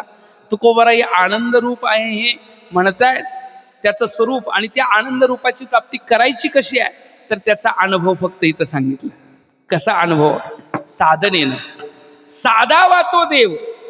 कसा शब्द आहे. सर्वस्वाचे साठी. कसा साधावा. साधावा शब्द का वापरला असेल सांगा तुकोबारांनी. साधावा म्हणजे साधनेद्वारा प्राप्त करावा. नाहीतर लगेच मगाच्या आपण तेच चालू आहे. साधावा म्हणजे काय. साधनेद्वारा प्राप्त करावा. साधावा. आल्यावर गडबड करून चालत नाही, धांदल करून चालत नाही, नाही का. स्थिर व्हावं लागतं. अंतकरण स्थैर्यतेतनं परमात्म्याचा अनुभव यायला लागतो. आणि या ठिकाणी आनंदाचा अनुभव येतो. साधनेमध्ये सायास करावा लागतो. म्हणून तिथं आहे तत्वबोध व्हायचं असेल तत्वमसी तेच तू आहे. कोण बोध करतं महाराज. गुरु करतात. काय म्हणतात. तेच तू आहेस तत्वमसी. आपण गुरुकडे गेलो, गुरूंनी आपल्या कानामध्ये बोध केलाच म्हणजे कानामध्येच करतात असं काय. बोध उघडा आहे ना. तत्वमसी वाक्य किती लोकांना कळालं. किती लोकांच्या कानामध्ये आहे तत्वमसी महावाक्य. किती लोकांनी ऐकलं. तुम्ही ऐकलं असशील. सगळ्यांनी ऐकलं की नाही सांगा. मग कितींना बोध झाला. ऐकलं पण ऐकल्यावर बोध झाला अशी असणारी लोक नसतीलच असं नाही. आहेत. त्या अधिकारी आहेत. त्यांना लगेच तिकडनं शब्द बोलल्या बोलल्या तिकडं अनुभूती आहे. पण अजून अधिकार नाही. अजून संशय आहे. अजून विपर्य आहे. संशय आहे. कसं मी असेल ते. कसं तेच मी असेल. म्हणून एक कथा सांगितली. 10 लोक नदीच्या पलीकडे गेले. सगळ्यांना माहिती आहे का. ऐक नाही. किती लोक नदीच्या पलीकडे गेले बरं. 10 गेले. 10 लोक नदीच्या पलीकडे गेले. पोहत पोहत पोहत गेले. मुलं होती. आणि पलीकडे गेल्यानंतर त्यांनी विचार केला आपण पलीकडे आलोय तर आपण खरंच 10 लोक आहोत का आपण जरा बघावं. म्हणून त्यांनी मोजायला सुरुवात केली. मोजताना लक्षात आलं की 10 नाहीत 9च आहेत. म्हणले माझं बोलण्यात काही तर चूक झाली, तू मोजू म्हटले. दुसऱ्याला मोजायला लावलं. त्यानं पण मोजताना काय बघितलं तर 9च. असं सगळ्यांनी मोजून बघितलं तर 9च भरायला लागले. दुःखी झाले. कोणतं दुःख आहे. 10 आलतो पण 9च आहेत. 10वा गेला वाहून. आता 10वा वाहून गेला. 10व्याच्या घरात सांगायचं काय. दुःखी आहे. आत्यंतिक दुःख याला म्हण. आत्यंतिक दुःखत आहे. मग आत्यंतिक दुःखाची निवृत्ती कशी होईल. 10व्याच्या ज्ञानानं. कुणाच्या ज्ञानानं. 10वा नाही का तिथं. 10वा आहे पण 10व्याचं अज्ञान आहे. मग आत्यंतिक दुःखाची निवृत्ती कशी होईल. 10व्याच्या ज्ञानानं. वाटसरू निघाला होता एक जण बाजूनं. यांचं रडणं बघायला लागले. हे रडायला लागले. दुःखी झाले. म्हटलं आता 10वा कुठं गेला काय करायचं. मग वाटसरू जो जात होता त्यानं जरा थांबला. आता वाटसरू थांबला ते बरं आहे की नाही सांगा. वाटसरू थांबणं बरं आहे की नाही सांगा. वाटसरू म्हणजे कोण आणि वाटसरू थांबतात बरं का. ह्या 10व्याचं ज्ञान करून देणारे वाटसरू जवळ येऊन सांगतात काय दुःख आहे तुमचं सांगा. बुडत हे जन थांबतात ना. आणि म्हणून याच करता आलेत, येते उपकारासाठी आले. ते वाटसरू थांबणारे आहेत, कृपाळू आहेत. आणि कृपाळू असल्यामुळं बोध तर करणारच ते. मग वाटसरू थांबला यांचं दुःख बघून आणि म्हटले का दुःखीत आहे. म्हटले दुःख का आहे. म्हटले 10वा आमचा गेला वाहून. म्हटले मोजायला लागल्यावर त्यांनी मोजल्यावर बघितलं तर त्यांच्या लक्षात आलं की हे पुढल्याला मोजते, स्वतःलाच मोजत नाही. म्हटले 10वा सापडला. आता 10वा कुणाला कळाला लवकर सांगा. ह्या 10 लोकातल्या एकालाही नाही कळाला, पण वाटसरूला मात्र 10वा सापडला. वाटसरूला 10वा सापडला. वाटसरूला 10वा कळालाय आणि तो 10वा सांगतोय. पण पुढल्यांचे ऐकण्याचं सामर्थ्य नसेल तर 10वा कळत नाही. काय सांगितलं वाटसरूनं. अरे 10वा तू आहेस.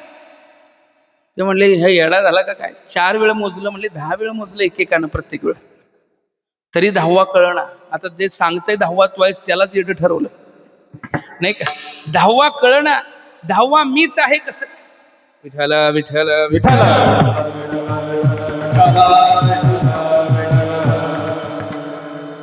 10व्याचं ज्ञान कुणाला आहे सांगा आता. वाटसरूला. तो 10वा ज्याचं ज्ञान आहे तो सांगायला लागला हा 10वा आहे बाबा पुढं. पण ते ऐकायच्या मनस्थितीत आहेत का नाही. दुःख एवढं आत्यंतिक आहे की पुढल्याचं ऐकण्याची तयारी नाही. अहो दुःख निवृत्तीचं साधन यथार्थ समोर आलं तरीही ते आपल्याला संशयास्पद वाटायला लागतं नाही का. मग म्हणले 10वा मी आहे, 10वा तू आहेस असं सांगूनही कळालं नाही. पहिला म्हटला वाटसरू म्हणजे 10वा तू आहेस म्हणणे अगोदर एक वाक्य बोलला. कोणतं वाक्य बोलला. 10वा सापडलाय, 10वा आहे एवढं वाक्य बोलला. कोण बोलला. वाटसरू. 10वा आहे म्हटल्यावर 100% पैकी किती टक्के दुःख कमी झालं सांगा. निदान 90% पर्यंत आला असेल कमी. अरे 10वा आहे. आतापर्यंत नाही मध्ये होतो. काय सांगायचं घरात. निदान कुठं ना कुठं झुडपामध्ये अडकलेला असेल आणि याला दिसला असेल नाही का. 10वा आहे शब्दामध्ये नाहीचा विचार आहे मध्ये आला. याला म्हणतात असत्वापादक आवरणाची निवृत्ती. आणि ती परोक्ष ज्ञानानं होते. शास्त्रामधल्या चिंतनामध्ये परोक्ष ज्ञानानं म्हणजे तो आहे या शब्दानं असत्वापादक म्हणजे अजिबातच नाही या प्रकारची निवृत्ती झाली आहे या शब्दामध्ये आलो आपण. पण तो आहे तो कसा आहे त्याचा अनुभव मात्र अजून आलेला. 10वा आहे एवढ्यावर ते खुश झाले. पण 10वा कुठं आहे सांगा. एकाला सांगितलं 10वा तू आहेस पण तरी पटलं नाही. म्हणजे आम्ही बऱ्याच वेळ मोजले, आम्ही मोजून बसलोय 10वा मी आहे. म्हणजे श्रवण केलं, तत्वमसी बोध दिला, तरीही मी तो आहे हे जाणायची तयारी नाही आहे. मग म्हटले याच्याकरता मग मोजा म्हटले. मोजायला सुरुवात करणं म्हणजे श्रवण करूनही बोध होत नाही. त्यावेळेस मनन आणि निधिध्यासन करावं लागतं. आणि मोजणं म्हणजेच मनन आणि निधिध्यासन. मोजणं म्हणजे मनन निधिध्यासन. आणि हे केल्यानंतर 9चे हात असे जाता जाता स्वतःकडे हात आला आणि 10वा सापडला. आनंदानं उड्या मारायला लागले. 10वा कुठे गेलं तर सांगा. आनंदानं उड्या मारायला लागले. कळालं मी तर वासुदेव तत्वता. कळो येईल विचारिता. आहे ठाऊक सभागिया संता.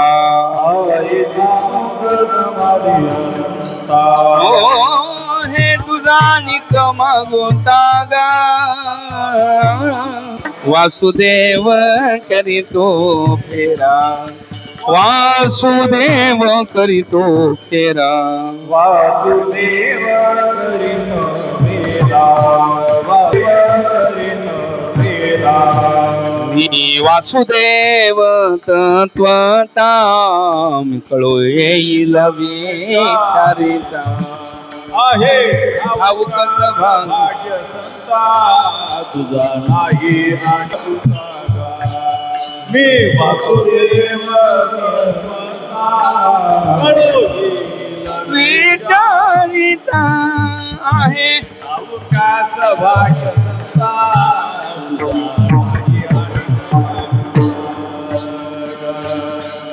हे बरं आहे, कारण पहिल्या दिवशी जो आवाज उंचीचा वापरल्यावर शेवट पण टिकवायला पाहिजे नाही. असं काय हरकत नाही. मी तर वासुदेव अनुभव आला की नाही महाराज, मी तत्वता कोण आहे, मी देव आहे, मीच तो 10वा अनुभव आला. अत्यंतिक दुःखाची निवृत्ती ज्ञानानं झाली की नाही सांगा, अपरोक्ष ज्ञानानं झाली. मग हे तुकोबरायांचा अनुभव आहे, अनुभव आहे आनंद रूपाचा. तो तुकोबरायांचा स्वतःचा अनुभव आहे.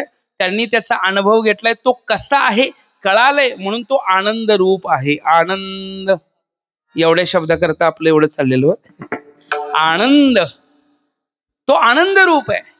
मग कसं आहे, अद्वय आहे. द्वय म्हणजे द्वैत रहित आहे. मग असं भेदा भेद भ्रम अमंगळ भेद रहित आहे.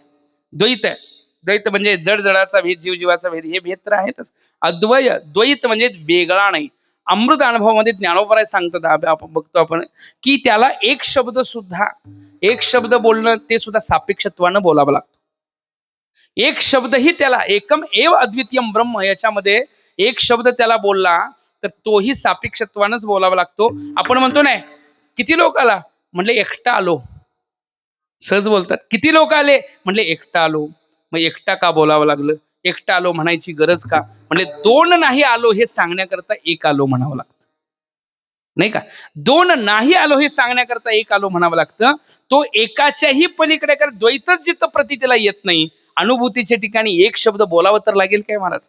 तुम्ही सांगा, सूर्याला विचारलं एकानं कधी उजाडलं, कुणाला विचारलं, मी बोलतोय कळतंय ना. सूर्याला विचारलं कधी उजाडलं, सूर्य काय उत्तर दिलं महाराज, तो म्हणाल रात्रच मला कवा येतं बा ती उजडायला. सूर्याकडे रात्रही नाही आणि आपल्याकरता उजेड नाही, कारण आपल्याकडे रात्र आहे. तसं सूर्याकडे रात्रही नाही आणि दिवसही नाही आहे, त्याला उजडण्याचा संबंध. म्हणजे सापेक्षत्वाचं बोलणं असतं. रात्र म्हणून दिवस, दिवस म्हणून रात्र, पुण्य म्हणून पाप, पाप म्हणून पुण्य, याला सापेक्षत्वाचं बोलणं म्हणतात. सूर्याचं प्रतिबिंब एका डबक्यात पडलं. कशाचं प्रतिबिंब महाराज, सूर्याचं. ज्या डबक्यात सूर्याचं प्रतिबिंब पडलं, डबकं छोटस होतं, ते प्रतिबिंब दिसत होतं, त्या प्रतिबिंब होतं. सूर्याला काय नाव दिलं, ह्याचं नाव प्रतिबिंब, तर सूर्याचं नाव काय, बिंब. सूर्याला आपण बिंब म्हणतो, कारण ते काय पडलंय, प्रतिबिंब. आता काय झालं, पाणी, सूर्य एवढा तापला होता की ते डबकंच आटवलं, डबकं आटलं, डबक्यातलं पाणीच गेलं. आता पाणी गेलं, एकटं गेलं का प्रतिबिंब घेऊन गेलं, लवकर सांगा. जेवढं फास्ट बोलते त्याला कीर्तन लवकर संपवायचं. नाही का, पाणी गेलं का प्रतिबिंब गेलं, सांगा. पाणी एकटं नाही गेलं, कुणाला घेऊन गेलं, प्रतिबिंबाला घेऊन गेलं. मग पाणी आणि प्रतिबिंब दोन्हीच गेले ना, तिसरं काही गेलं नाही ना. किती लोकांचं म्हणणं आहे दोनच गोष्टी गेल्या, अजून एक काही गोष्ट गेलेली, दोन गोष्टी गेल्या का तीन गोष्टी गेल्या. पाणी गेलं, प्रतिबिंब गेलं, आणि काय गेलं, डबकं आहेच तिथं. डबकं गेलं म्हणू नका, डबकं तिथंच आहे, फक्त त्यातलं पाणी आटल्यामुळे त्याला आता खड्डा म्हणावं लागेल, डबकं म्हणावं. हा बरं, आणि काय गेलं, आणि एक गोष्ट गेली ज्याचं नाव आपण बिंब ठेवलं होतं, त्या बिंब नावाला घेऊन पण प्रतिबिंब गेलं. आता त्याला बिंब कोण म्हणणार, कारण प्रतिबिंब आहे म्हणून त्याचं नाव बिंब. अर्थ कळाला का, त्याचं प्रतिबिंब नाव आहे म्हणून त्याचं नाव काय आहे, बिंब. प्रतिबिंब गेलं तर बिंब नाव कशाला राहील शिल्लक, बरोबर ना महाराज. आता प्रतिबिंब बिंब हे सापेक्षित शब्द असल्यामुळं, ते गेल्यामुळं तेही गेलं. तसं द्वैत हा शब्द अद्वय म्हणावा लागतो, पण अद्वयातीत असणारं परमात्मा तत्व, पण तो अद्वय आहे हे द्वैत सापेक्षत्वानं बोलावं लागतं. विठ्ठल विठ्ठल.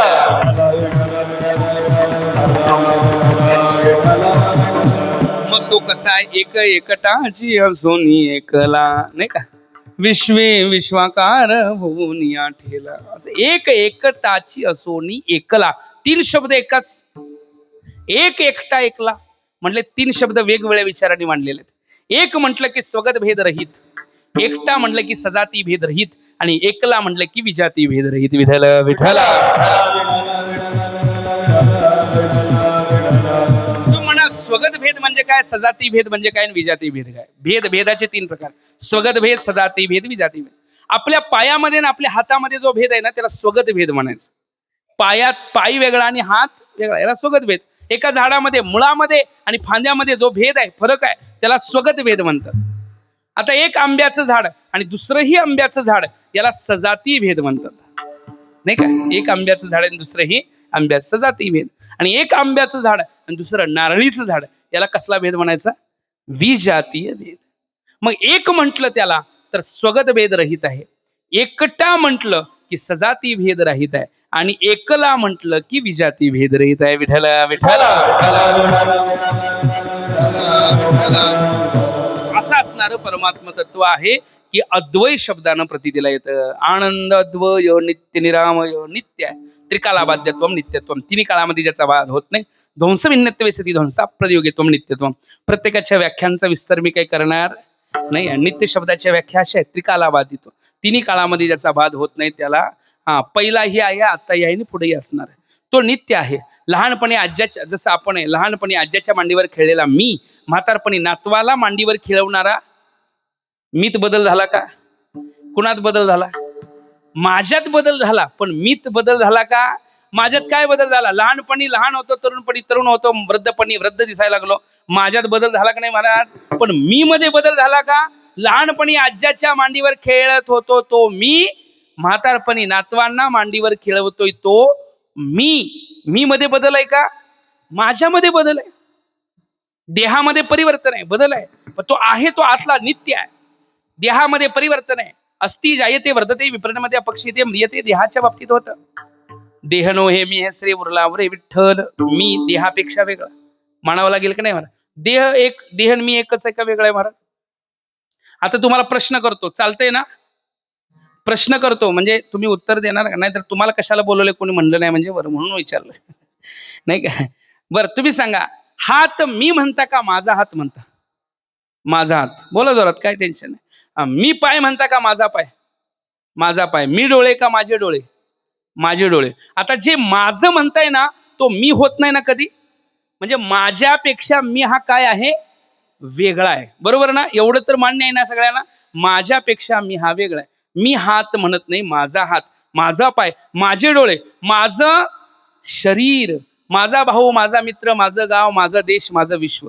आतमध्ये या. माझं मन म्हणजे मी मन नाहीये. माझी बुद्धी म्हणजे मी बुद्धी नाहीये. माझा जीव गेला असता, थोडक्यात वाचला एक जण म्हणते, नाही का? म्हणजे मी जीव असं सिद्ध केलं की नाही? कारण माझ्याला मी म्हणू शकत आपण, हे तर म्हटलंय मगाशी काय सांगितलं, माझ्याला आपण मी म्हणत नाहीये. मग मी वेगळा आणि माझं वेगळं. मग मी जीव, माझा जीव गेला असता असं म्हणतात. मी जीव गेला असतं कोण म्हणत नाही. मग माझा जीव गेला असता, या सगळ्याला माझं माझं म्हणतोय, तर मी कोण आहे याचा शोध घ्यायचा आहे. मी तो वासुदेव तत्व. मी कोण हा करावा विचार म्हणत ज्ञानेश्वरांनी वरती. यातला मीला शोधायचा. आता तुम्ही सांगा, ज्याला तुम्ही माझं म्हटला त्यालाच तुम्ही आता मी म्हणताय की नाही? बघा, गोरा कोण आहे? बोला लवकर. मी आहे. काळा कोण आहे? मी आहे. उंच कोण आहे? मी आहे. ठेंगणा कोण आहे? मी आहे. जाड कोण आहे? मी आहे. शहाणा कोण आहे? मी आहे. मूर्ख कोण आहे? नाही, आपण काय म्हणत नाही, नाही का? सगळे तुम्ही विचार करा. ज्याला तुम्ही आता काय म्हटला होता माझं, त्यालाच तुम्ही आता काय म्हटला? म्हणजे आपण कुठंतरी चुकतोय असा शब्द होतो की नाही सांगा? ज्याला आपण माझं म्हटलो त्यालाच आपण महाराज काय म्हटलो आता? मी म्हटलो. याला कारण काय? माझ्या आणि मी मध्ये एवढा तादात्म्य अध्यात झालाय की मी आणि माझं ह्या शब्द आपण वेगळा म्हणायला तयार नाही. देहालाच मी म्हणू लागलो. या देहा ते म्हणे मी धनपुत्रदारा माझे. देहालाच मी म्हणू लागलो. मग यातनं वेगळेपणाचा भाव कसा करायचा आहे? जसं सकाळी उठल्या उठल्या स्नान करायला गेलेला माणूस आहे, हात पाण्यात हात पड गेला, जरा चटका बसला, जोराचा चटका बसला. कशाचा चटका बसला सांगा लवकर, जोरात बोला. कशाचा चटका बसला? पाण्याचा. स्वयंपाक करताना, भाकरी तव्यावर टाकताना अचानक सहज तव्याला स्पर्श झाला, कशाचा चटका बसला? बदलायचं नाही बरं का आता मी काय सांगतो. कशाचा चटका बसला? तव्याचा. सकाळी पाणी आंघोळीच्या वेळी कशाचा चटका बसला? पाण्याचा. मग पाणी जेव्हा आपल्या हौदामध्ये असतं म्हणजे टाकीमध्ये असतं त्यावेळेसच त्याचा चटका बसला असता, किंवा ते आपण बाहेर घेतलं त्यावेळेस चटका बसला असता, बरोबर की नाही?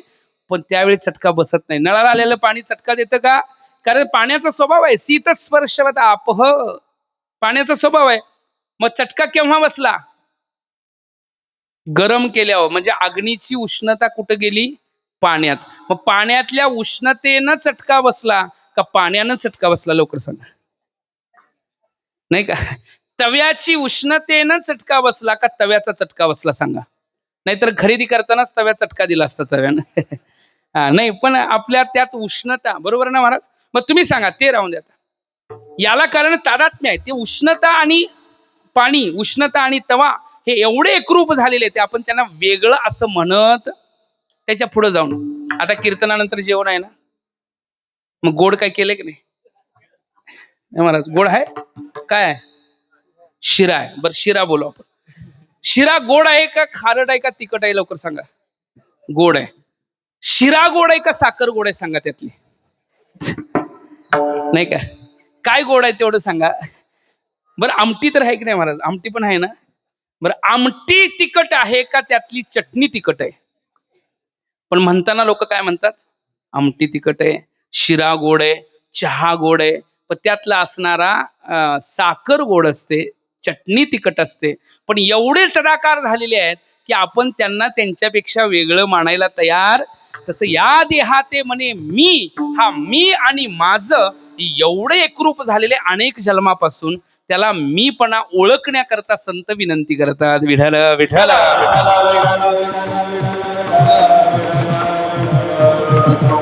आता हा मी ह्यापेक्षा वेगळा आहे हे जाणण्याची साधना करावी लागते. साक्षीत्वानं. साक्षीत्वाची साधना असते. काय ह्याला काय मारून येत नाही. औषध कुठलं महाराज? मी ओळखण्याचं कुठलं औषध आहे काय? नाही का? एक एक एक गोळी खाल्ली की मी कळेल, मी कोण आहे हे कळेल, असं होईल का? नाही. ही साधन आहे. विचारोनी अहंकार सांडीजे मग अस्तीच वस्तू होईजे, त्याने आपुली स्वस्ती सहज आहे आपण केली. विचार करावा लागेल. मी कोण हा करावा विचार. म्हणे ज्ञानेश्वर निवृत्तीचा मीचा विचार करावा आणि माझ्याचा विचार करावा आणि यात सारासार विचार करावा. सार काय, असार काय, खरं काय, खोटं काय, चांगलं काय, वाईट काय, नित्य काय, अनित्य काय. या विवेकातनं कळतं की तो कसा आहे. आनंद रूप आहे, नित्य आहे, अद्वय आहे. आनंद अद्वय नित्य निरामय. निरामय म्हणजे काय? निरामय आहे नाही का? निरामय म्हणजे दोषरहित आहे. कारण ब्रह्म्याचं व्याख्या केलेलं आहे, निर्दोषम ही समम ब्रह्म तस्मात ब्रह्मणि ते स्थित न प्रहरिष्यत प्रियम प्राप्य न द्विजेत प्राप्यच्या प्रियम. त्याचं वर्णन करताना निर्दोष. निर्दोष म्हणजे काय असतं बघा? आमय म्हणजे दोष. जसं की आमय शब्द आपण म्हणतो ना, सर्वेत्र सुखद संतो सर्वे संतो निरामय. निरोगी. निरोगी म्हणजे दोषरहित. निरोगी म्हणजे रोगरहित असेल शरीर. शरीर रोगरहित असणं म्हणजे शरीरामध्ये दोष म्हणजेच रोग, बरोबर ना? मग या रोगरहित दोषरहित असणं शरीर याला निरोगी म्हणतात ना. तर निरामय शब्दाचा अर्थ निरामय, निरोगी. निरोगी म्हणजे दोषरहित. दोषरहित परमात्म तत्व आहे. परमात्म्याला स्पर्शही नाही. ब्रह्म निंपे जळा नाही का? आणि कसं आहे ब्रह्म स्वरूप? ते निर्लिप्त आहे, लिप्त नाही. आपण अहमपणानं त्यामध्ये लिप्तता धारण केलेली आहे. वास्तविक ते लिप्त नाही. 5व्या अध्यायामध्ये भगवान सांगतात अर्जुनाला की साधू महात्मा ज्या अवस्थेला प्राप्त झालेला आहे तो कसा निर्लिप्त अवस्थेला जातो. निर्लिप्त धारण करतो. देहावर साक्षीत्वानं भाव धारण करतो. मी देहाच्या क्रियांना, मनाच्या स्वरूपाला, ह्या स्थूल सूक्ष्म कारण देहाच्या सगळ्या क्रियाशील व्यवहाराला मी पाहतोय. मी त्याच्यापेक्षा वेगळा आहे नाही का? मग कसं आहे? नैव किंचित करो मी काही करत नाही. नैव किंचित करो मी युक्तो मन्येत तत्वित पश्यन शृण्वन स्पर्शन जिगरन नश्नन गच्छन स्वपन स्वसन प्रलपन विसृजन गृह्णन नन्मिशन निमिशन नभी नाही का? नैव किंचित करो मी युक्तो मन्ये तत्वित. पश्यन बघताना, शृण्वन ऐकताना, नश्नन खाताना, प्रलपन बोलताना, विसर्जन त्यागताना, निर्मिशन नमिशन नभी डोळ्याची उघडझाप करताना नैव किंचित करो मी काही एक करत नाही असं ज्याच्या अंतःकरणामध्ये झालेलं आहे त्या अवस्थेच्या महात्म्याला युक्त महात्मा म्हणतात. तत्ववीत. तत्ववीत, तत्वाला जाणणारा, तत्वस्वरूपाचा अनुभव असणारा, तत्वज्ञान असणारा जो आहे त्या तत्ववीत असा निर्लिप्त असतो. आपण निर्लिप्त आहोत का बघा? निर्लिप्त म्हणजे काय? ज्याला ज्ञान झाले तो साक्षीत्वानं निर्लिप्तानं भाव जगतामध्ये प्रतिदिन. जसं की शेळी पाणी प्यायला जाते.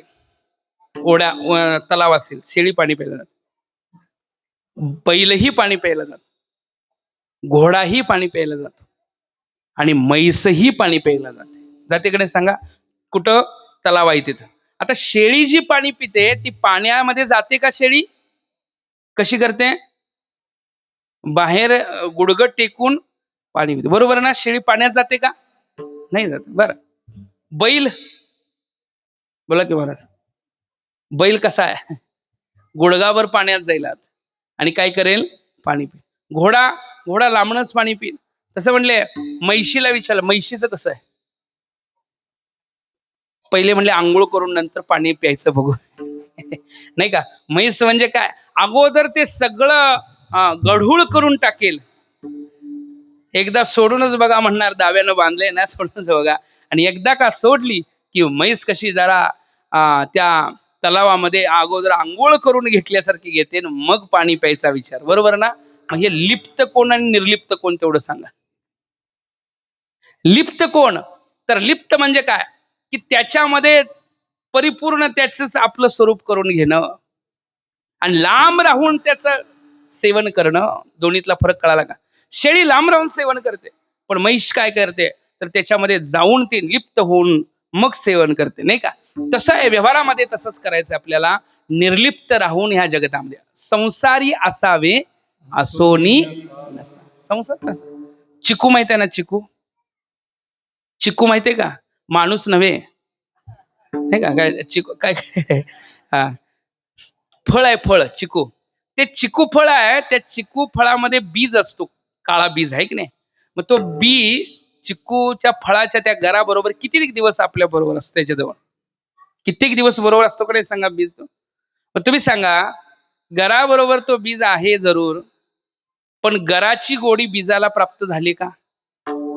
किती दिवस एकत्र आहेत तरी सुद्धा गराची गोडी बीजाला प्राप्त झाली नाही आणि बीजाचा कडवटपणा गराला मिळालेला नाही. जशी निर्लिप्त आहे ती एकत्र राहून, तसं म्हटले की संसारी असावे.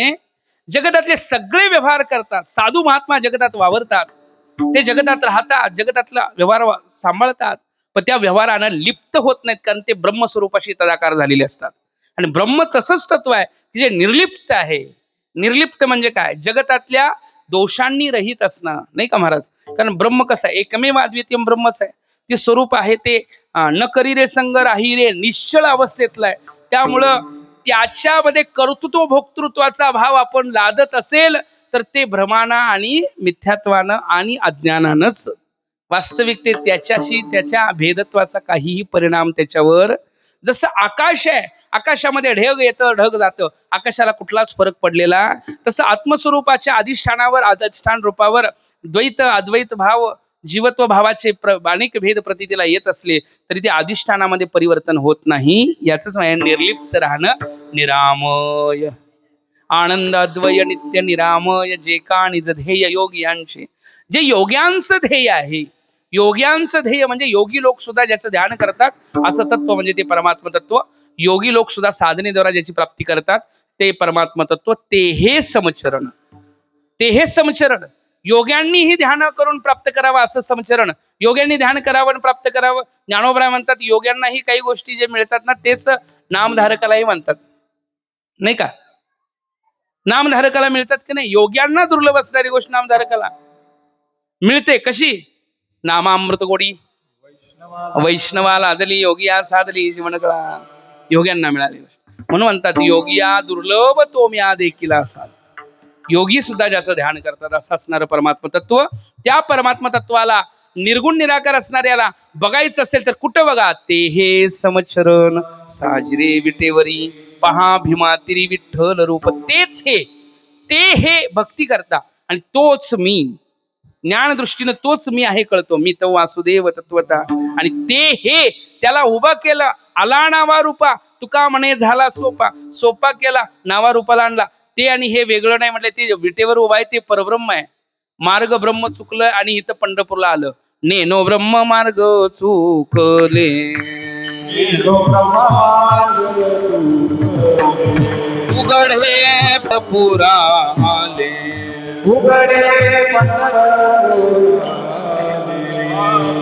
पुंडलिके देखिले,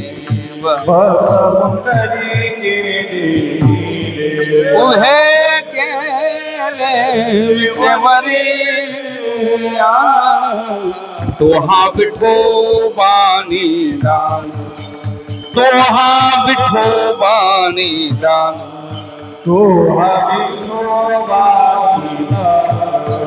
तो हवी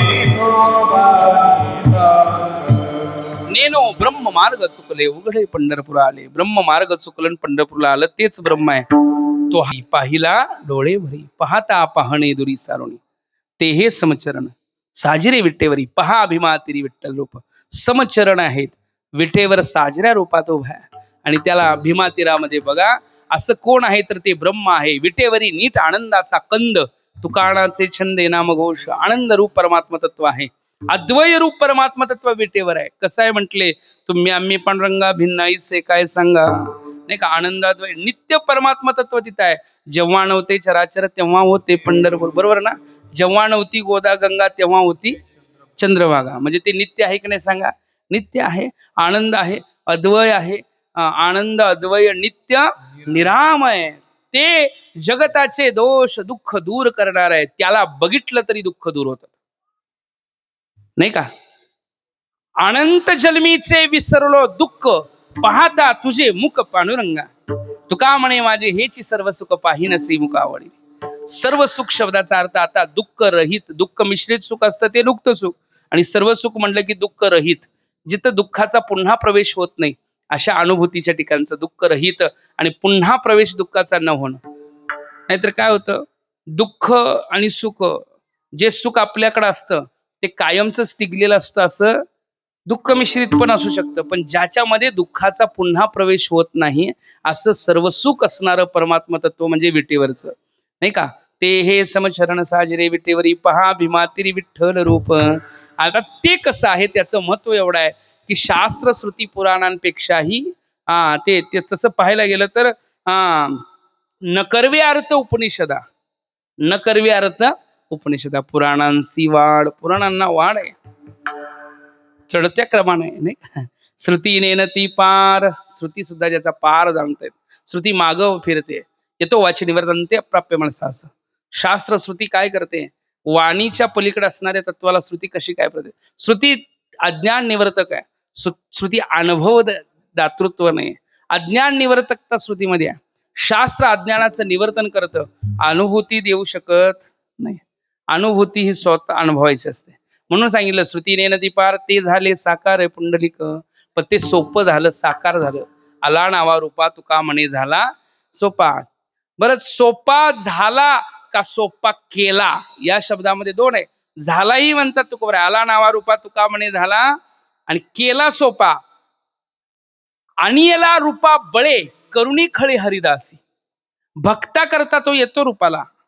भक्ता करता म्हणजे भक्तांनी साधना केली आला नावा रूपा साधनेनं आणि आणला बर का. त्याला आणला आणि विटेवर उभा केला. कारण त्याचं असं आहे परेच्छा प्रारब्धानं तो प्रति दिलाय. कोणीतरी साधना करावी लागते आणि त्याला प्राप्त करून मग तो कळतो आपल्याला. सगळ्यालाच तो कळतो असा नाही. श्रुती सुद्धा ज्याचा पार नेणत नाही. श्रुती नेणती पार ते झाले साकार पुंडलिक. आणि मग असं असणारं कुठं रूप आहे ते हे समचरण साजरे विटेवरी पहा भीमातिरी विठ्ठल रूप विठोबार.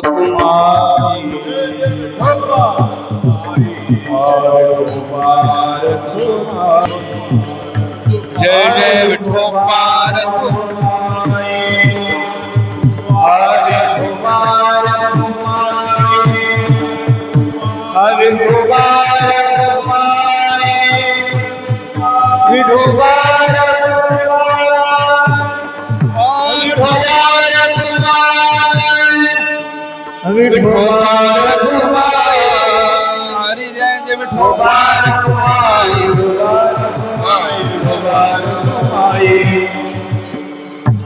आनंदाद्वय नित्य निरामय जे कान योग्यांचे ते हे समचरण साजरे विटेवरी पहा विठ्ठल रूप. पुराण सिवाड श्रुती नेनती पार ते झाली साकार पुंडलिके. तुका म्हणे जाते सनकाधिक ध्याते ते म्हणजे कुलदैवत बाळुरंग. एका वेळा सहज एका म्हणजे एका चालेल नियमाप्रमाणे म्हणे आपण त्याला. आणि आनंद अद्वय नित्य निरामय आणि ध्येय योगियांचे योगियांचे हे समचरण विठेवरी सांजिरे सांजिरे विठेवरी पहाभिमा तिरी विठ्ठल रूप पहाभिमा तिरी विठ्ठल रूप विठ्ठल हा विठ्ठल विठ्ठल कुंडली कमलारी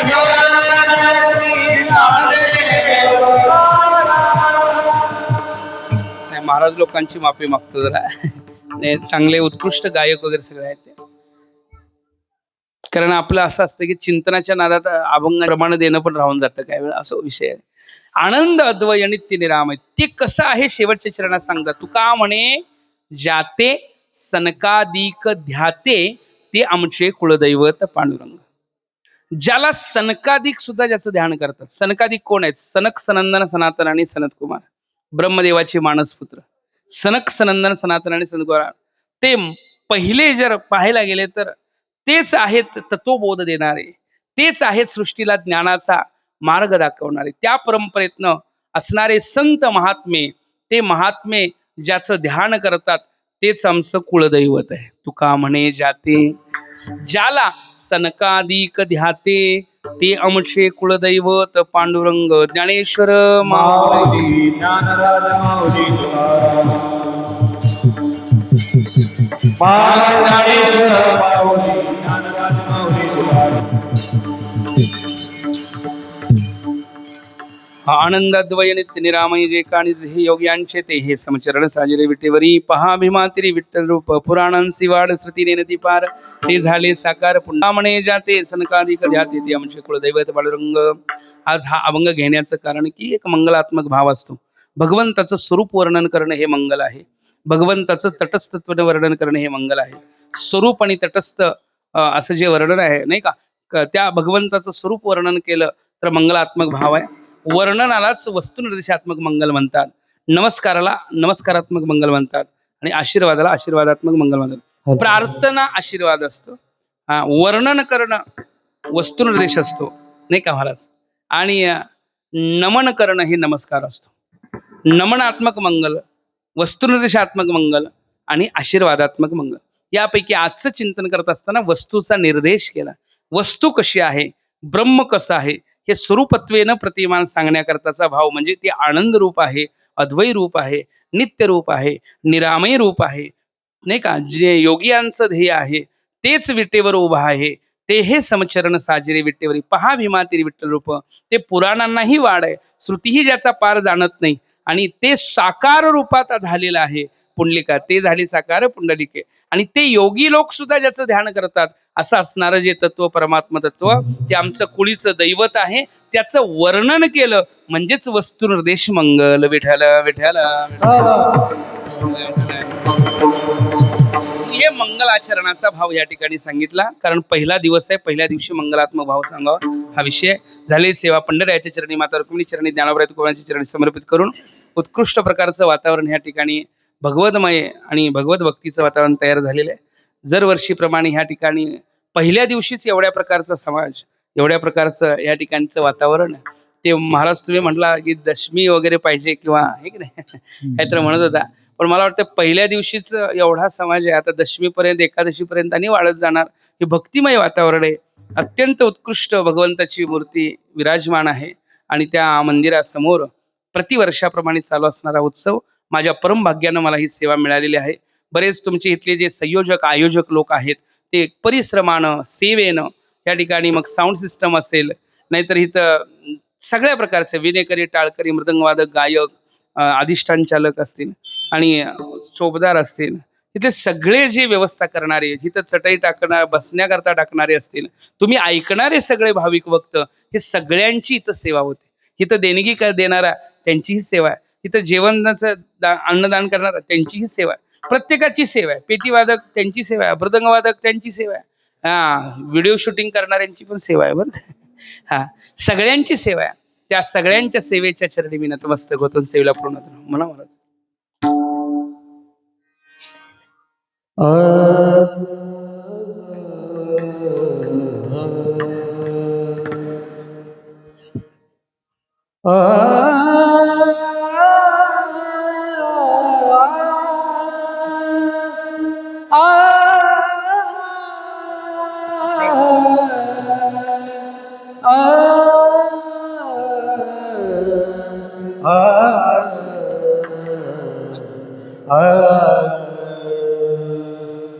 तुका म्हणे जाचे सनकादिक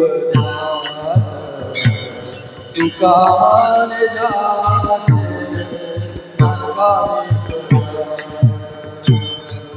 अपने जाते सनकादिक घाते तुका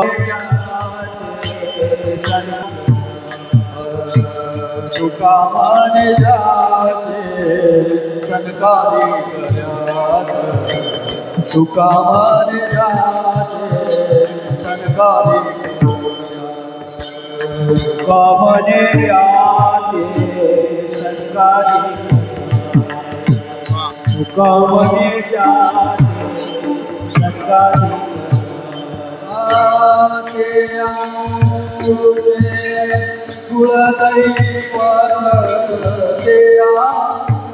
पांडुरंग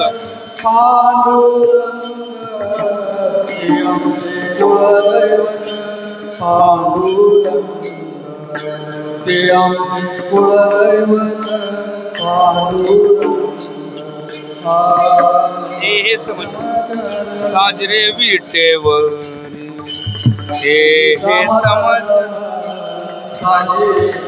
वा हे आमचे कुलदैवत पांडुरंग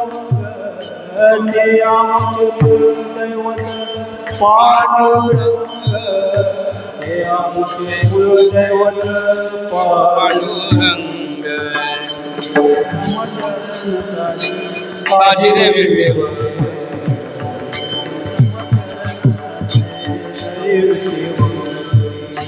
स्वाभिमानी विठ्ठल रूप स्वाभिमानी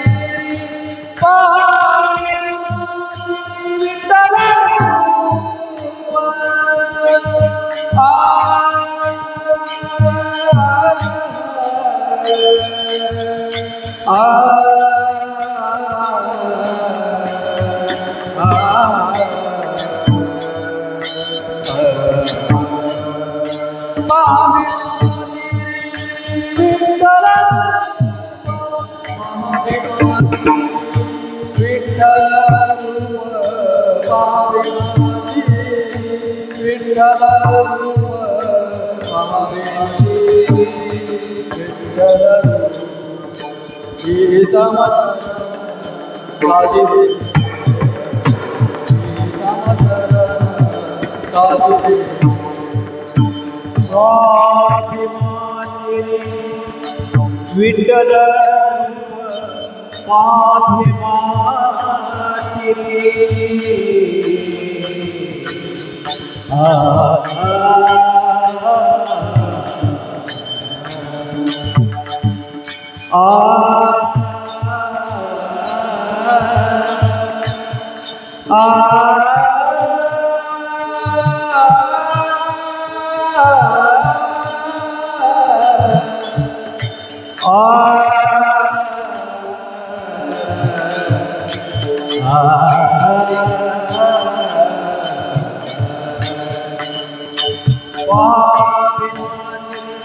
विठ्ठल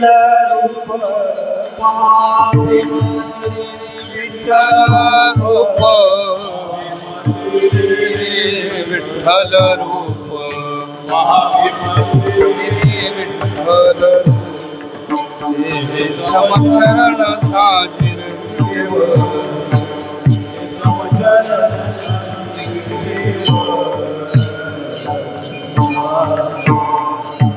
विठ्ठल विठ्ठल कुंडल हर विठ्ठल श्री ज्ञानदेव